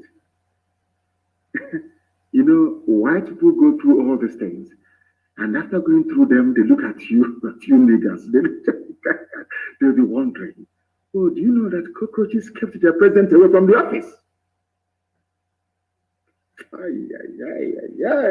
In this UG, I won't meet people again. No. And I cannot, God forbid, people are too dumb for me. While I was pondering this show of shame by the former Janjaweed Caliphate and their partners in crime, the Yoruba media, it dawned on me that God must have made a very serious mistake by creating black people. To refer to black Nigerians as animals would be an insult to the animal kingdom. Just like referring to Nigeria as a zoo is an insult to zoo animals that have 24 hours electricity and running water. To be honest with you, my dear brothers and sisters, I am tired of the idiocy of black people. I'm tired. Without the coming of the white people, I do not honestly know what would have become of us. In this day and age, cockroach, you kept your president away from office for 3 months. Somebody's hands is looking like as fresh as in Nemeka. As fresh as in Nemeka's hands. That is how somebody who claims he's 82 years and people are there claiming, oh, God in heaven. Black people are bad, this UG. Let me even ask you, I want to ask this question. Black people, why do you love evil so much? Why do you support evil? Why can't you wake up one morning and decide to be good and call a spade a spade? I just want to know black people, why? Black people, why are you so much in love with evil? They kill other people's children, you're not moved. Even to ask, under what circumstances? No, you won't even ask. When white people kill you, you start complaining. I don't believe that whites are racist, you know. I don't believe it. It's because of the wickedness of black people. We are too wicked. The most wicked race that God ever made. Black. Is that wickedness that blinds you from the truth. That is why you see a little boy on Channels TV. All of you saw the video. The nose was crumbling. Even you're crumbling. He bent down to pray during the salah. You can see the base of the mask at his back. You can see it. It's punishment, oh. I can't question people, but this is punishment, I'm telling you. It's punishment. How can I be amongst people who are so foolish to ask? So if you don't want to know what the hands of in fact, from tonight, cut out the hand of that boy from the pictures. Go and Google 82-year-old hand. Go and publish it everywhere, that the world may see. Oh God in heaven. To refer to black people as Nigerians, in fact, as animals is insulting the animals. And Fulani hypocrisy is what is going to kill them. Fulani hypocrisy is what is going to kill them. Let me tell you, they said they wrote a letter. The mask wearing Fulani. Oh, this, you know, do you know why Fulani can do whatever they want to do and get away with it? Because all of you allowed them. You know, when Buhari died and they brought in Jubril and put a mask on his face and convinced you that he is Buhari, that was the day that Fulani knew that they can take all of you and nothing will happen. If you don't know, let me tell you. That was the day Fulani realized that he can take all of you. Nothing will happen to them. anytime I preach about the idiocy of black people, these social media companies, they will take offense to it. But I'm a black man, and we are very, very foolish. The most stupid race ever to walk the face of the earth. De-escalate hostilities. Federal government urges Israel and Palestine. Fulani writing to themselves. Let me read it for you so you will laugh. The federal government of Nigeria has said it is monitoring the unfolding developments with Israel and the state of Palestine. According to a statement by the spokesperson for the Ministry of Foreign Affairs, Ferdinand Nwoye, the federal government urged both parties to de-escalate. Oh, you're urging them to de-escalate, so you're sending army to come to the east to kill people. Do you see how foolish we are? They are right. It was started by Punch, their favorite paper, Punch. You know, the Janjaweed, you pro Janjaweed Yoruba newspaper. According to a statement by their spokesman for the Ministry of Foreign Affairs, Ferdinand Nwoye, the federal government urged them to de-escalate. But in Nigeria, where you are escalating violence and conflict. But you're writing to Israel and Palestine, asking them to de-escalate. Such idiocy. From the zoo. They urged the two parties to remain committed to the two-state solution and to ensure that all citizens live in peace and dignity. Are you listening? Nigeria advising Israel that they should ensure that all citizens live in peace and unity with dignity. But you're asking us to give you land for Ruga, for Miet Yala. You're telling us that they are your brothers, your misguided brothers. But you're telling Israel, a civilized, advanced, blessed country, to de-escalate. But in your own land, you are escalating. Anyone, this you're black people, man. This UG, what do you expect? Dear me. Let me read a paragraph from the letter that will make you laugh if you're in the zoo called Nigeria. Now listen. The letter went on to say, the federal government further urges the two parties to remain committed to the two-state solution and in the meantime, guarantee the rights of all citizens to live in, guarantee the rights. So you people know what the rights of citizens are. Yet to protest is a crime in Nigeria. To say you want self-determination is a crime in Nigeria. Then you're advising Israel. Are you sure that these people are okay? Anyway, but I'm black one. Why am I disturbing myself? I'm this yogi, black. Very, very sad indeed. Can you just imagine these cow brains? Are they for real? At least in the case of Israel and Palestine conflict this time around, Hamas were the people that fired rockets first. Maybe what is happening to people is now happening to them. Israel was on their own and Hamas started firing rockets at Israel. And Israel had to respond with overwhelming force. Now, despite the fact that Hamas were the first to fire rockets at the state of Israel, the letter from Fulani Janjaweed Caliphate in Asorok is de-escalate. They never blamed Hamas for firing rockets at Israel first. No. And that is not the topic of discussion tonight. It is called context. I want people to contextualize. I want you to put into I want people to put into context the case of IPOB and the federal government of Nigeria. Hamas fired rockets at Israel. Israel responded. Nigeria said, de-escalate. Please guarantee the rights of citizens. I now want to ask Nigeria, did IPOB fire anything at you? Did we even fire ordinary catapult at you before you sent your army to come and kill us? A very simple question. If you're asking those exchanging rockets to de-escalate, what did we do to you to warrant Operation Python Dance 1, 2, 3, 4, 5, the massacre of the innocent? What happened? What did we do? In the court of law, if mankind still has any conscience, they will ask you, but what did IPOB do to you? What physical harm did they bring to you? You say, oh, they're asking for Biafra, but Nigeria must be one. That's our crime. But Hamas fired rockets at Israel. You're asking for peace, for guarantee of rights of citizens. But we did nothing to you.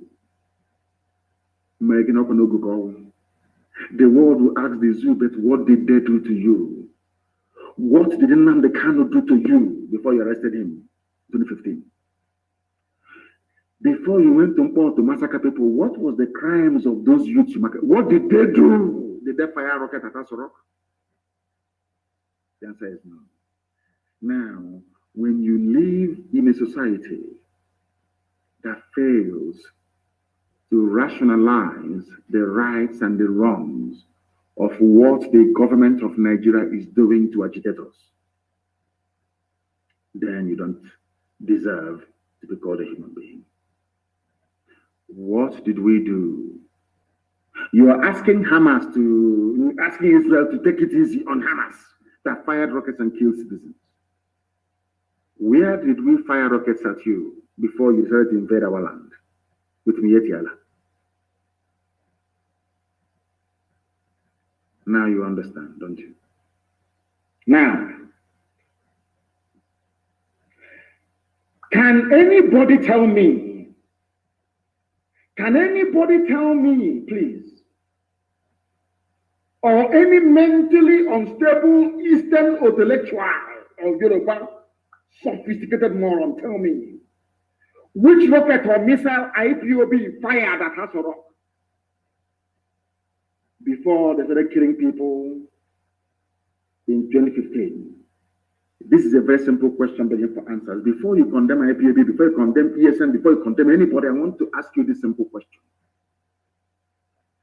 When did we pick up arms against the Nigerian state? When? I'm asking you, if you're honest. So for somebody to hold a view, an opinion that they want to be free from something, entitles the state to kill that very individual or individuals, as the case may be. Is that what you're telling me? All of you intellectuals from Igbo land and the sophisticated morons from Yoruba land. It's a simple question. I hold a view that I should not be part of something that a white man created. And you want to kill me for it. I did not fire any rocket at you. I did not pick up any guns to fight you. But you came to kill me because I was holding an opinion you don't agree with.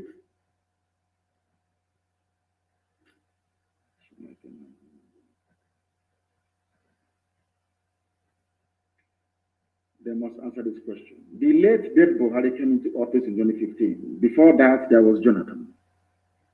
I want you to understand this very clearly. That is to let all the intellectuals and the idiots from the South understand what I'm saying very clearly. Before Buhari, there was Jonathan. During the reign, I call it the reign because people rule you in the zoo, it's not a democracy. During the reign of Jonathan, there was IPOB. But Jonathan never made it a state policy to kill IPOB agitators. People must also bear in mind that before Jonathan came, there was Obasanjo. Yes, Obasanjo was a mass murderer, he's a killer. Obasanjo is a killer, he should be hanged. Obasanjo is a mass murderer. You've forgotten Odi, haven't you? Others may forget, but we can't forget. Who was responsible for the Odi massacre? Obasanjo. Zaki Biam, Obasanjo. Murderer, mass murderer he is. Even during the war, he was a mass murderer, pretend mass killer, because he's a spy for Western intelligence agencies. That's why he's still alive, because he's a spy for them. These are the people that betrayed Africa. Obasanjo were one of those that betrayed Africa to the core. A spy. When he's talking, you think he loves Africa. Rubbish. Ask him how many agencies around the world is he informant for? Odi massacre, Obasanjo. Zaki Biambo, Obasanjo. He killed people, but at least he didn't go, like he killed myself members as well. But he was not as senselessly brutal as the late dead Buhari. Obasanjo was a mass murderer. Obasanjo killed people in the Middle Belt. He killed people from Biafra land, Odi. But let me tell you something that will shock you tonight. The same thing IPOB was asking for was what the North asked for in Sharia. They agitated for Sharia. And Obasanjo agreed to grant them Sharia across 12 states of the North. Is it 13? I don't know. Nobody killed them for it. This same Fulani asking you not to talk about restructuring or banning Fulani headsmen from coming to the South, they had an issue of national concern to them, being their own Sharia. They wanted Sharia law in the North. And it was given to them. There was no legislation in the Federal House of Assembly, be it Senate or House of Reps. Nobody told the alkalis of the North or the Southern of Sokoto, please go to National Assembly and discuss Sharia. Obasanjo just appraised and gave them Sharia without any fanfare. No fanfare. Are you listening to me? I want to unmask the hypocrisy of the Fulani Janjaweed Caliphate, because they're hypocrites. I want to ask all of them, those of them talking and say, oh, but you should have consulted, go to National. When they gave you Sharia under Obasanjo, did you go to National Assembly? A very simple question.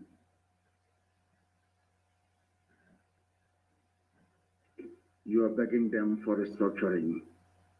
When they restructured Nigeria, did they beg you? They went to Obasanjo and said, if you don't do this, we'll start. Obasanjo gave them immediately. You have been debating restructuring for how many years? Do you know that God is wonderful? They cannot give you restructuring because that was the same thing that Ujugu went to Aburi and agreed, and you said no. Now you want it. Are you following me? When the Fulani wanted, because it is effective restructuring, Nigeria operates two systems, one Sharia, one common law, should I say, secular law. When Fulani wanted Sharia, as the South is now calling, some of them are calling for their restructuring. Fulani, did you go to National Assembly for laws to be made or passed granting you Sharia? It was an executive fiat by Obasanjo, and he granted you your Janjaweed Caliphate in the North. Now tell me, did anybody kill you when you were agitating for Sharia? It's a simple question I want to ask the bandit negotiator, Sheikh Gumi. All of you Fulani people, did anybody shoot at you when you were asking for Sharia? When you went on radios across the North, spewing your rubbish about Sharia and Islam, did anybody arrest you? You were effectively dividing Nigeria into two, one Muslim caliphate and one secular state, from the Middle Belt down. Did anybody disturb you? Were you arrested? Were you killed? I have all the laws of nature is on our side. We've done nothing wrong to you people. What you asked for and Obasanjo gave you is what you're asking for, and you're killing us. And you want me to remain in that same country. I think that you are grossly mistaken. Obasanjo was a mass murderer. He was the one that gave them Sharia. But in the South, he was killing Masop members. It was Buhari who said, Inshallah, that they will make sure that Sharia is implemented across the whole of Nigeria. In fact, let me refer to him across the whole of the North. Go and look. He was on a radio in the North, in Kaduna somewhere. People, we are great researchers in IPOB. Go and research it. Bring out that very clip. Nobody killed him. Nobody shot him. Can you imagine somebody rising up and saying that we want Christian laws in the South? DSS will take both the man, the woman, the family. They will even take the chicken from inside the chicken shed. But the late dead Buhari said it, and nothing happened, because now that is confirmation that the Fulani owns. All these people from the South saying our country, Nigeria, you people are foolish. Fulani own, they believe they own. Do you hear Hausa anymore? When last did you hear Hausa Fulani? Zoological Republic. When last did you hear Hausa? It's only Fulani now.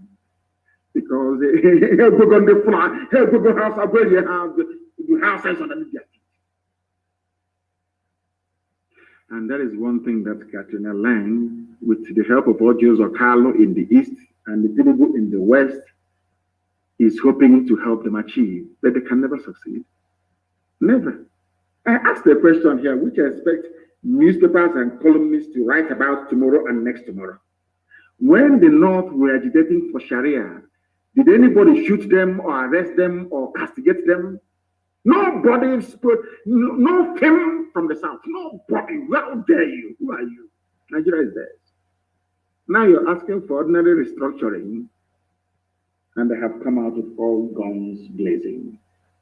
They want to tag ESN terror group because we defeated their own terrorist group. Then they have now brought the army. The army we're going to defeat, and they will bring the Air Force. And we'll bring them down. And then after that, they'll say, come, let's negotiate. That's how, that's how it goes all over the world. You think they're going to conquer us? This is not possible. You're about to see a movie, miracle. Because I asked Elohim, are you in heaven?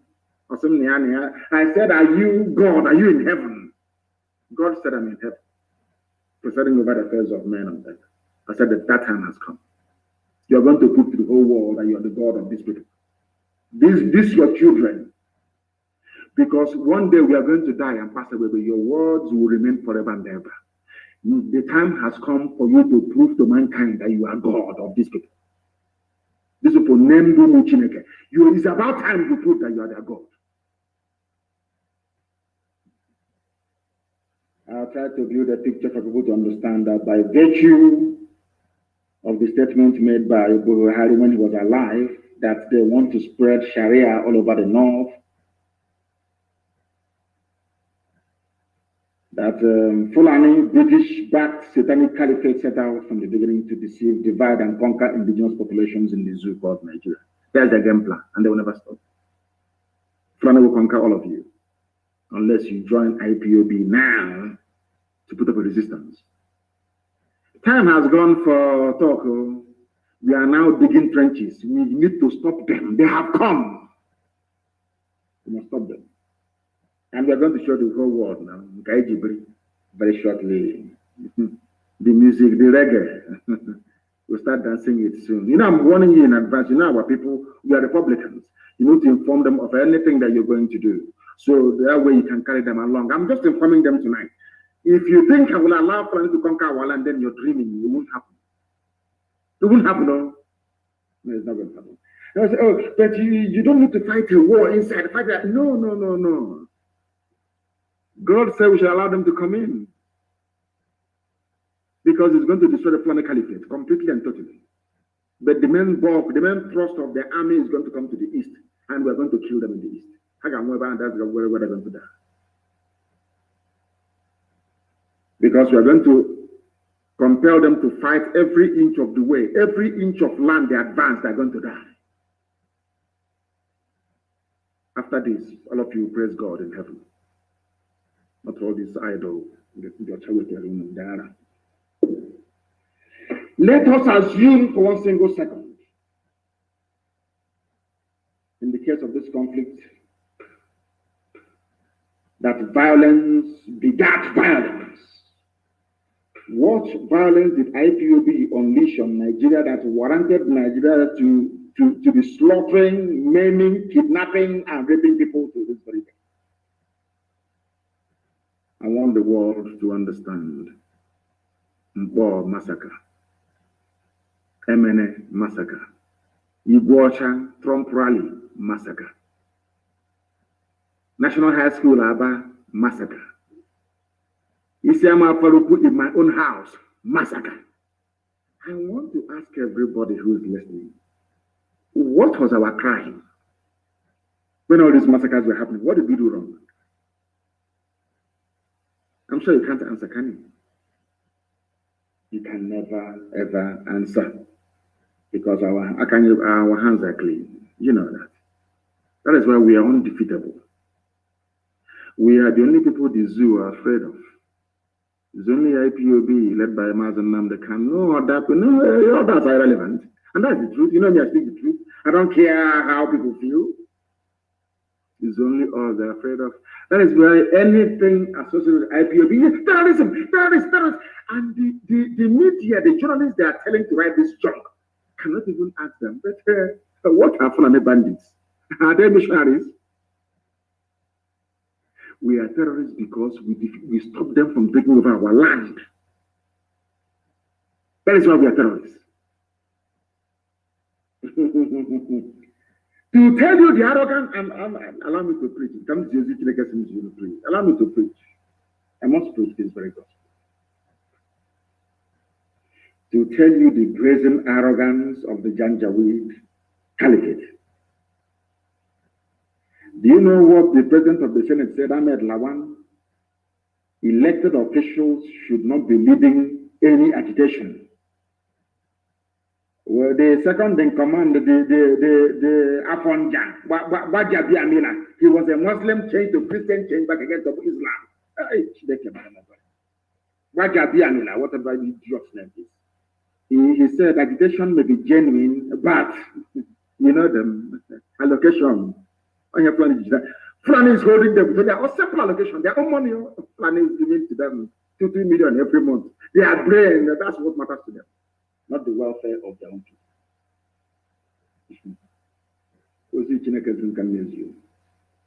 The president of the Senate, Fulani Janjaweed Ahmed Lawan, said elected officials shouldn't be leading this agitation. What is the agitation? Just simple restructuring, not even to define. And now, let me shock all of you. Do you remember during NSAS? I want to speak very slowly so people can understand me very well. Do you remember during NSAS? This same idiot kept saying, channel your grievances through we are in a democracy. Channel your grievances through your elected officials. Have you all forgotten? Nigerians, of course, you have forgotten. After all, you claim it's you. It is your G. Do you remember when they said to us, go, even Buhari, when he was alive, Buhari said, if they're agitating, we have elected officials. Let them go through the elected officials. The same people that said go through elected, they have come back today to say, your elected officials should not be leading agitation. Are these the type of people who want to stay in the same country with? They don't even know what they're doing. You said to us, channel your agitation through your elected officials. Now they sat in Asaba and said, which I don't even support, I don't even believe in stupid restructuring. They sat in Asaba and they discussed restructuring. You're coming back to say, the same Ahmed Lawan in the newspaper, he said, according to Vanguard newspaper, Lawan knocks southern governors over call for restructuring. Why? Says elected officials should not be leading agitation. But you are the same idiot that said that you should channel all your grievances through your elected. That's how to do it in democracy. In a democracy, you go through your elected representatives. Now they met in Asaba to reflect the views, so they said, of their people. And you're saying they are wrong. Now I want to ask him, if the governor should not be leading the agitation, who should? I take it by default, it should be ordinary people. Is that not what IPOB is doing and you're killing us? This is to let you understand that Fulanis, they believe they own Nigeria. They can do anything, they can say anything. Nobody will arrest them, nobody will touch them. And the most difficult and painful part is that all of you shouting one Nigeria from the south, you are the cause of this problem. Like Ihanacho and Indidi. Check it out on there, carrying zoo flag running all over the place like a bunch of idiots. People, no wonder we are so easily colonized. And they will suffer for it. The same people that said, channel your grievances through your elected representatives are the same people complaining that those elected, the same people that was elected, the governors, should not be agitating for something that they claim their population is asking for. I now want to ask all of you from the south, with this type of brain, reasoning, understanding being exhibited by the Fulani, this is a whole president of the Senate. How can you be in the same country with such a person? I'm asking you a simple question. Hey, a man that I respect very much, I didn't mention his name before, of course, Professor Akintoye, a man I have immense love and regard for. A man I have immense love and regard for.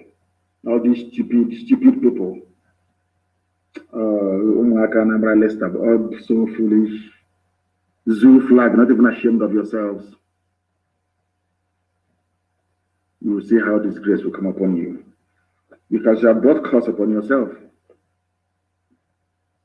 Fulani people brainwashed to think Nigeria belongs to them. Professor Akintoye, a man that I respect and I love immensely. Professor Banji Akintoye on Wednesday disclosed that he is fighting for the actualization of the independence of the Yoruba nation.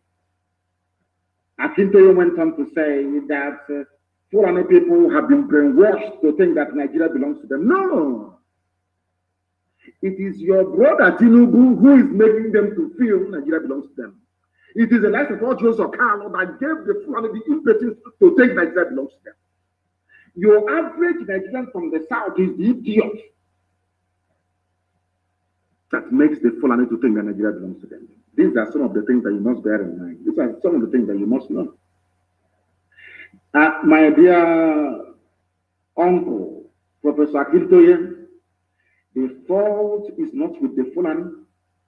The fault lies with those from the Middle Belt and from the South who for years, through a bizarre combination of foolishness and what I call monumental buffoonery, and despite their so-called education, they think they can share a country with a group of wandering vandals with a conquistador mentality of an Let me try and break it down. You cannot be in the same country with a people who are nomads with a mentality to conquer you. Therefore, any day you are shouting one Nigeria, believe you me, you are preparing yourself for conquest. Because Nigeria belongs to the Fulani people. One idiot is saying I should live, in this UG black, live football and focus on. And I tweeted before I came on air, have you not seen Gerard Piqué before? Go to my tweet and say it. I tweeted it there. Now, and this UG useless idiots. If you have any brain living in the zoo, you're trying to advise me. I should leave football. I say, you can see how foolish they are. How foolish they are.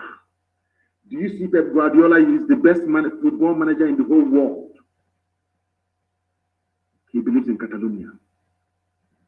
Go and see it. You know Gerard Piqué, over 103 caps for Spain. He has won the World Cup, European Championships. You understand that very well? Countless European Cups and countless La Liga titles.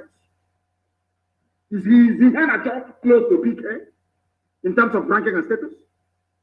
You cannot see Piqué with Catalonia flag. You idiots. Black monkeys from everywhere. This UG trying to advise me. I shouldn't talk about footballers. Who told you that? You should change his name to Abdul Mumumi Katangora. Maybe I'll leave me alone. You answer Yana, you answer Didi. You're a Biafran, idiots.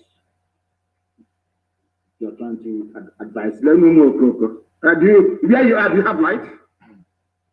You're trying to advise somebody that has 24 hours electricity. Go and fetch water from the borehole and drink and suffer from typhoid in 2 weeks' time. Coco. So leave footballers alone. Nara. That was how you let people alone. People were killed at football. Leave them alone. Kill at leave them alone. Black people. Leave them alone. This UG. Dr. Nnamdi Kanu studied history, so you must have known what the Fulanis had in store for everybody. All of you, if you read history, I'm sure that Professor Banji Akintoye is a professor of history, so he must know. He must understand. Leave footballers alone. I forgot. Black, this UG, black people. Sometimes I hate blacks, so I'm being honest with you. Hey, there's a way the reason you just want to slaughter all of them. Can in this you are useless set of people. Cannot reason properly. Black. Leave Fubaras alone. Leave them alone. You cannot see General PK with Catalonia flag. You moron. I think he restored history, but he did nothing with it. He was aware of the fact that foreign people use Hausa informants and insiders to defeat Hausa people. And every Nigerian who is aware of this very fact can never support one Nigeria. Forget about everything, forget your hatred for freedom and everything. I want every intellectual, I want every sophisticated moron in the zoo simply study Hausa and forget about everything else. Hate me all you like. Intellectual, go and study what happened to Hausa people. Because it is going to happen to you. As simple as that. Now, let me tell you one thing that you don't know. It was only 2 or 3 days ago, I was reminiscing and researching and thinking, and I kept asking myself, that Chief Awolowo was a learned man. Obafemi Awolowo was a learned man. Why did he reject Biafra and the Chubu and everything, even including Aburi? Then something occurred to me. That Chief Obafemi Awolowo realized what the Fulani Janjaweed Caliphate were up to. That was why he spent many years trying to convince Nnamdi Azikiwe to join him to secure the South. When Azikiwe said no, Awolowo said to hell with you. Awolowo went to the Yoruba land to secure his people. So some of you may be asking, but how did I draw such a conclusion that may be at odds with contemporary thinking about Awolowo's legacy? Let me answer you this question. Obafemi Awolowo was not a tribalist; he was a realist. Ahmadu Bello, who is a direct descendant of the conquerors from Putajalon, was the real tribalist. Dr. Azikiwe was just a mere dreamer, like a grasshopper jumping from place to place in the summer. So during the winter, it failed to store enough food, it died, and the ants came and picked it up and ate it. Azikiwe was a dreamer. When Awo tried and failed to convince him that the South should break away from the North and mind their own business, Azikiwe said no. Awo left him and said, let me now devote my time and my love to my own people. So what we are doing today, in essence, Awo was the forerunner of it. Go and take care of your own people. And that is what Professor Banji Akintoye, what I believe Are Gani Adams, Sunday Boko, and all the rest are doing today, and I commend them. I commend them and I commend them. They should continue. Look at how we are all hailing the get-together of the Southern governors. Imagine if Awolowo and Azikiwe ever got together. Do you think we'll be in this mess today? Ordinary meeting called by a slaves and the slaves of the Janjaweed. And everybody is rejoicing. Imagine if Awo and Zeke had worked together. Hey, my goodness. What a country is Zoological Republic. Now let me tell you their game plan. And please bear with me, I'm preaching. Let me tell you their game plan. That was why I was against the state formation in Nigeria. I told you this from day one. Because when they create a state to take away your identity, you are nobody anymore. You are the mercy of the Janjaweed Caliphate. And surprise, surprise, the same idiot called Ahmed Lawan, the president of the Senate of the Zoo, he said he is against restructuring. Why? Because the restructuring will go back to the regions, and they don't want it. Is it clear now? Is it in punch again? The president of the Senate, Ahmed Lawan, has faulted calls for restructuring by southern governors.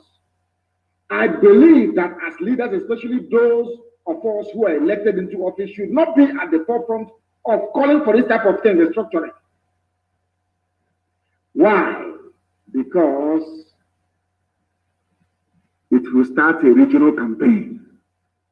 It should be state-based. Go and agitate for your state.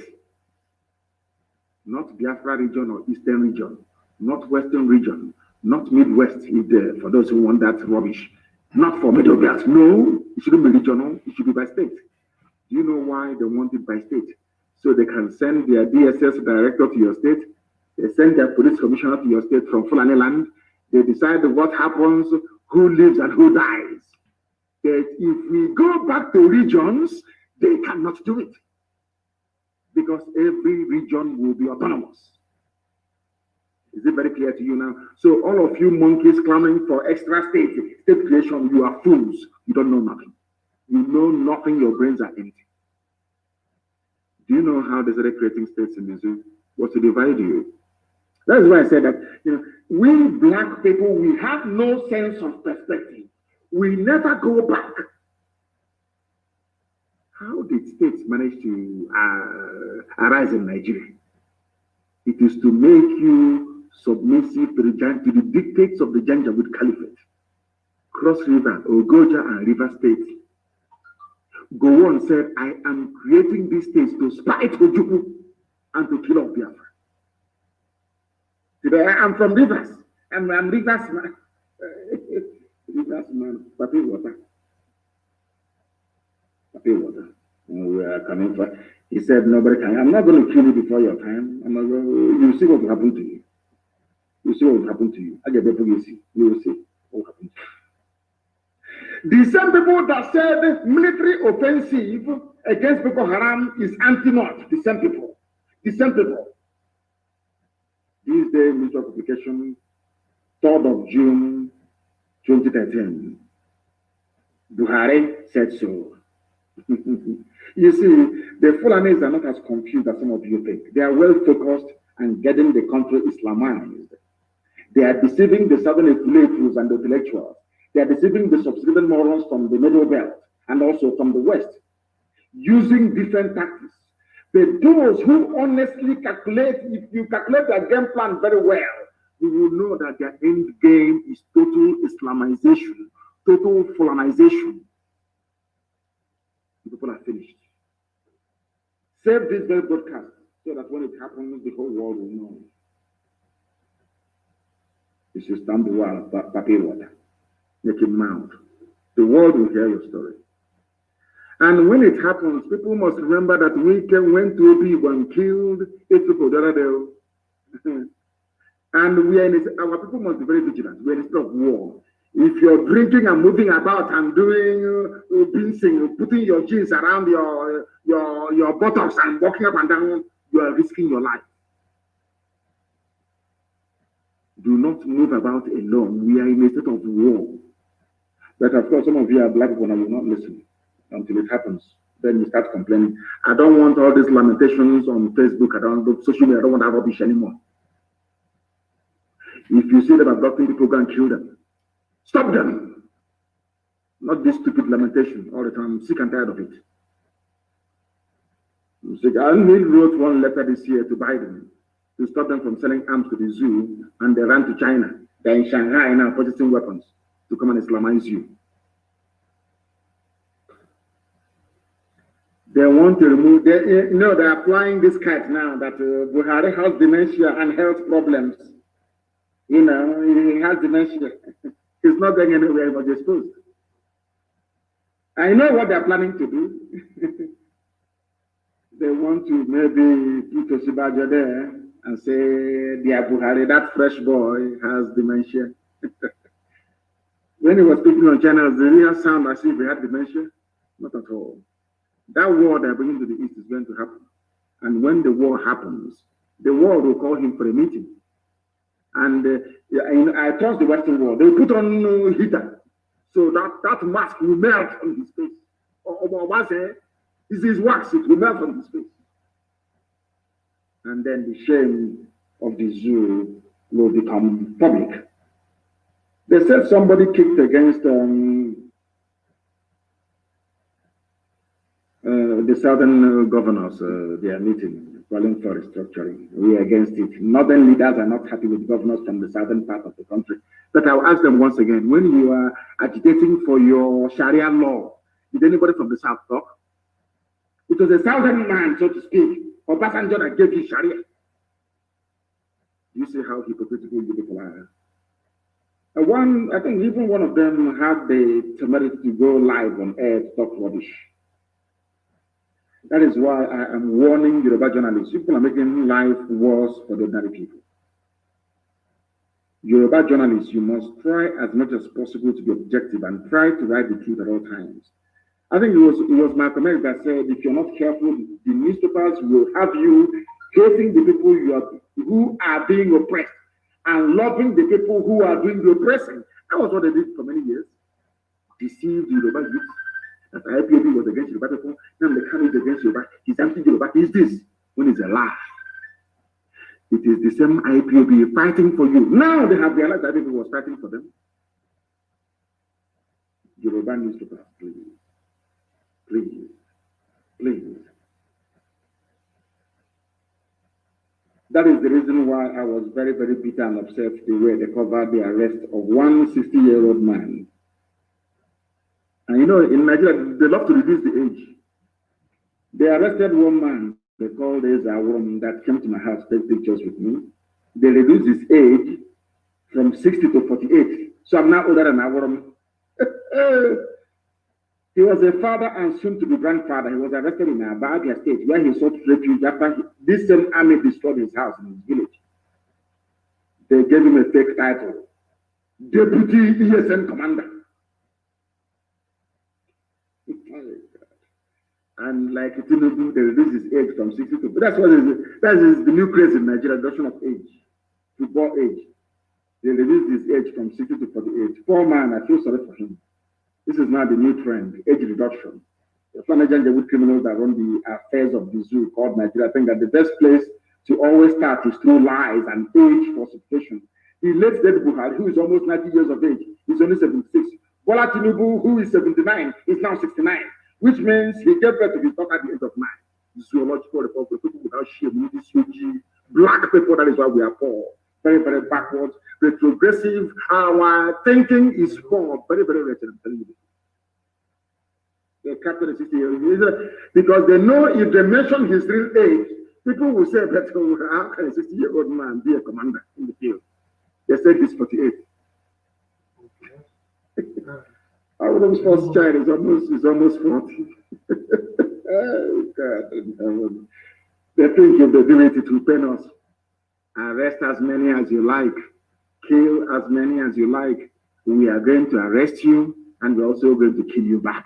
Be rest assured. That Armageddon you want, you're going to have it. Simple as that. What I find not only ridiculous but astonishing is that establishment newspapers in Nigeria and media houses still living in the bygone era of Fulani domination of Yoruba land. Like some of the journalists are still doing their best to support their Janjaweed masters. Always doing their best to support the plan. I don't know why they do it. Nobody investigated who Aworom is. Even the colonized BBC, they could not ask who is Aworom, how old is he, where is he from? How can he be ESN deputy commander? If you take pictures with me now, you're a target, please be very careful. I've asked all of you, destroy your old phones.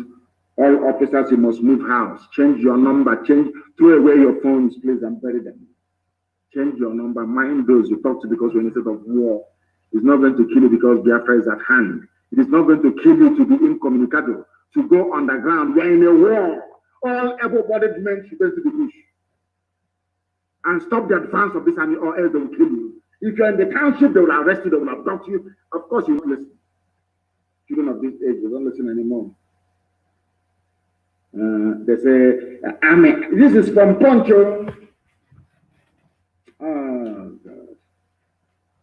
I'm a now suspected IPOB leader, and everybody's IPOB leader. Everything is IPOB leader. Punch is a Yoruba newspaper. Punch is in Lagos. And inside Lagos, is all the bushes around Lagos, you have Al Shabaab in it. So this Punch newspaper, they think that when they come, they say, oh, they will be supporting the Fulani. we support Islamization of Nigeria, they will leave here, you go scot free. They will also behave you. I must ask Yoruba journalists not to be evil, please. You people are the ones encouraging the Fulani Janjaweed. Yoruba journalists, you people are the ones encouraging the Fulani takeover of Nigeria. Let me read one thing that Tony Akintola said. He said, one thing I find quite strange and annoying is this. How did Nnamdi Kanu predict clearly what this government will look like? Yet our many prophets cannot. Because I was sent by heaven itself. Everything I tell you is gospel. We are whiter than white and whiter than snow. Anything I tell you is gospel from heaven. Let me play for you the unbridled, annoying arrogance of the Fulani Janjaweed Caliphate. That you may understand, all of you. That you may understand. Because most of you don't quite understand. Some of you don't actually know what is going on. You have no idea what is happening. That is why Fulani is playing with you. Let me play for you what one Fulani man said. And my response to him is always the same. Always the same. How come when the people were agitating, excuse me, for Sharia in the north, nobody from the south intervened? How come now that the south are saying they want something and all of you from the north are jumping up and down? Listen. Ask all those, whatever, 13, 15 governors that met in that hotel. Was there any of the Fulani leaders consulted? They didn't consult Fulani leaders. Any of the Fulani leaders consulted? Are you listening? The Fulani man is talking. So they are there making laws for people that they have not consulted. There's a problem with government. Disconnected, out of touch with realities of people. You must sit down and talk with people you are making laws for. Okay. None of that, those governors have sat down with Fulani leaders in wherever they are and tell them what we are planning to do, or what we're going to do, or what alternatives are there. And then they are sitting down there and making laws. All right. Be careful. Be careful. I'll play it for you again so you understand. I'm playing this thing for Yoruba journalists. I'm playing this for Igbo Efulekus. I'm playing this thing for intellectuals. I'm playing it for all the sophisticated idiots. For right across the zoo. Everybody carrying green, white, green flag. This man is telling you how foolish you are. He was complaining that the 7 governors met in Asaba and decided to ban open grazing, that the Fulanis were not there. That all of you making laws for the East. Is there any Easterner who is part of your security architecture? It's a simple question which nobody can answer. Let me play it again for Punch. Are you listening? Punch newspaper, all these idiotic Fulani supporting papers in the zoo. All those useless, idiotic journalists. Are you listening? I want to play it for you. You are the ones encouraging these idiots from the Fajalan Mountains. You are the ones encouraging Fulani to take over our land. I want you to listen and listen very carefully. Listen. Is that Gandhi said, whatever you do for me without me is against me. Ask all those, whatever, 13, 15 governors that met in that hotel. Was there any of the Fulani leaders consulted? Any of the Fulani leaders consulted? So they are there making laws for people that they have not consulted. There's a problem with government. Disconnected, out of touch with realities of people. You must sit down and talk with people you are making laws for. Like IPAB. None of that, those governors have sat down with Fulani leaders in wherever they are and tell them what we are planning to do, or what we're going to do, or what alternatives are there. And then they are sitting down there and making laws. All right. Be careful. Be careful. He warned the useless, idiotic journalist. Be careful. And idiot is calling him sir. Yes, sir. The zoo president, whoever is wearing the mask, had a National Security Council meeting without a single person from the East present. And they took decisions to deploy the army to the East. That is how foolish foreign people are, very jaundiced and selective memory. That's what they have. What does this man mean anyway? He He was asking, were there any Fulani leaders among the Southern governors meeting? How many meetings have Fulani leaders held before with Southerners in it? Show me one. These guys are something else, so I'm telling you. Anyway, I don't blame them. I blame all the Southern leaders and presidents, all these idiots, intellectuals, writing garbage all the time. Go on with your shameless arrogance, Fulani. Oh dear me. Only a few days ago in Asarok, Yusuf Abubakar Mohammed, masquerading as Buhari, had a national security meeting mainly for South and South. Yet no single person from the region was in that meeting. Yet the meeting was for the same region security. And let me remind this Fulani Janjaweed man what he doesn't know. At that national security meeting that was held, Osibanjo was there, Yusuf Abubakar Mohammed was there, wearing Buhari face, the face mask. Boss Mustafa was there. Lucky Iraba is a Muslim, he's married to a Fulani woman, he's not Igbo, talking rubbish. Ibrahim Gambari was there. Baba Ghana Monguno was there, Abubakar Malami was there, Bashir Salih Gumagashi was there, Ibrahim Atahiru was there, Awal Zubairu was there, Usman Al-Khali Baba was there, Yusuf Magaji Bichi was there, Ahmed Rufai Abubakar was there. Not even a single decent Yoruba man is there, it's only Shibaji. They gathered to address insecurity in the southeast, yet no southeasterner was present in that meeting. That meeting was not a solution to the Zeus problem. Rather, it was a meeting to consolidate the nepotism, tribalism, and cronyism of the Fulani Janjaweed Caliphate. As one man said, Apiola, you cannot shave a man's head in his absence. As he was trying to say, that Gandhi said, any laws or decisions you take without me present is against me. But you decided to deploy troops to the east, to the southeast. Let me use the southeast in this instance. And there was no southeasterner in that very meeting. The same Fulani Janjaweed is talking today. That is who they are. And their newspaper, their trumpet, which is Daily Trust, have spoken. Ndume tackle South governors for rejecting open bank grazing. Because I told you they planned all these things. Oh, I wish the South can understand. But it's too late now, maybe. They need to take all of you over. And that is what the Zoom was for. Their mouthpiece is Daily Trust. Have you ever seen or read from Daily Trust, anything antagonistic towards the Janjaweed Caliphate? They are there to defend them. The same thing with Premium Times. That's what they do. It's only in the South people try to, their own stupid objectivism is to try to promote Fulani domination of their own land. Such idiocy, such foolishness. What I want to reiterate tonight for the whole world to understand is that the federal government of Nigeria, under whoever is wearing their mask, under this APC bandit government, is the father of terrorism.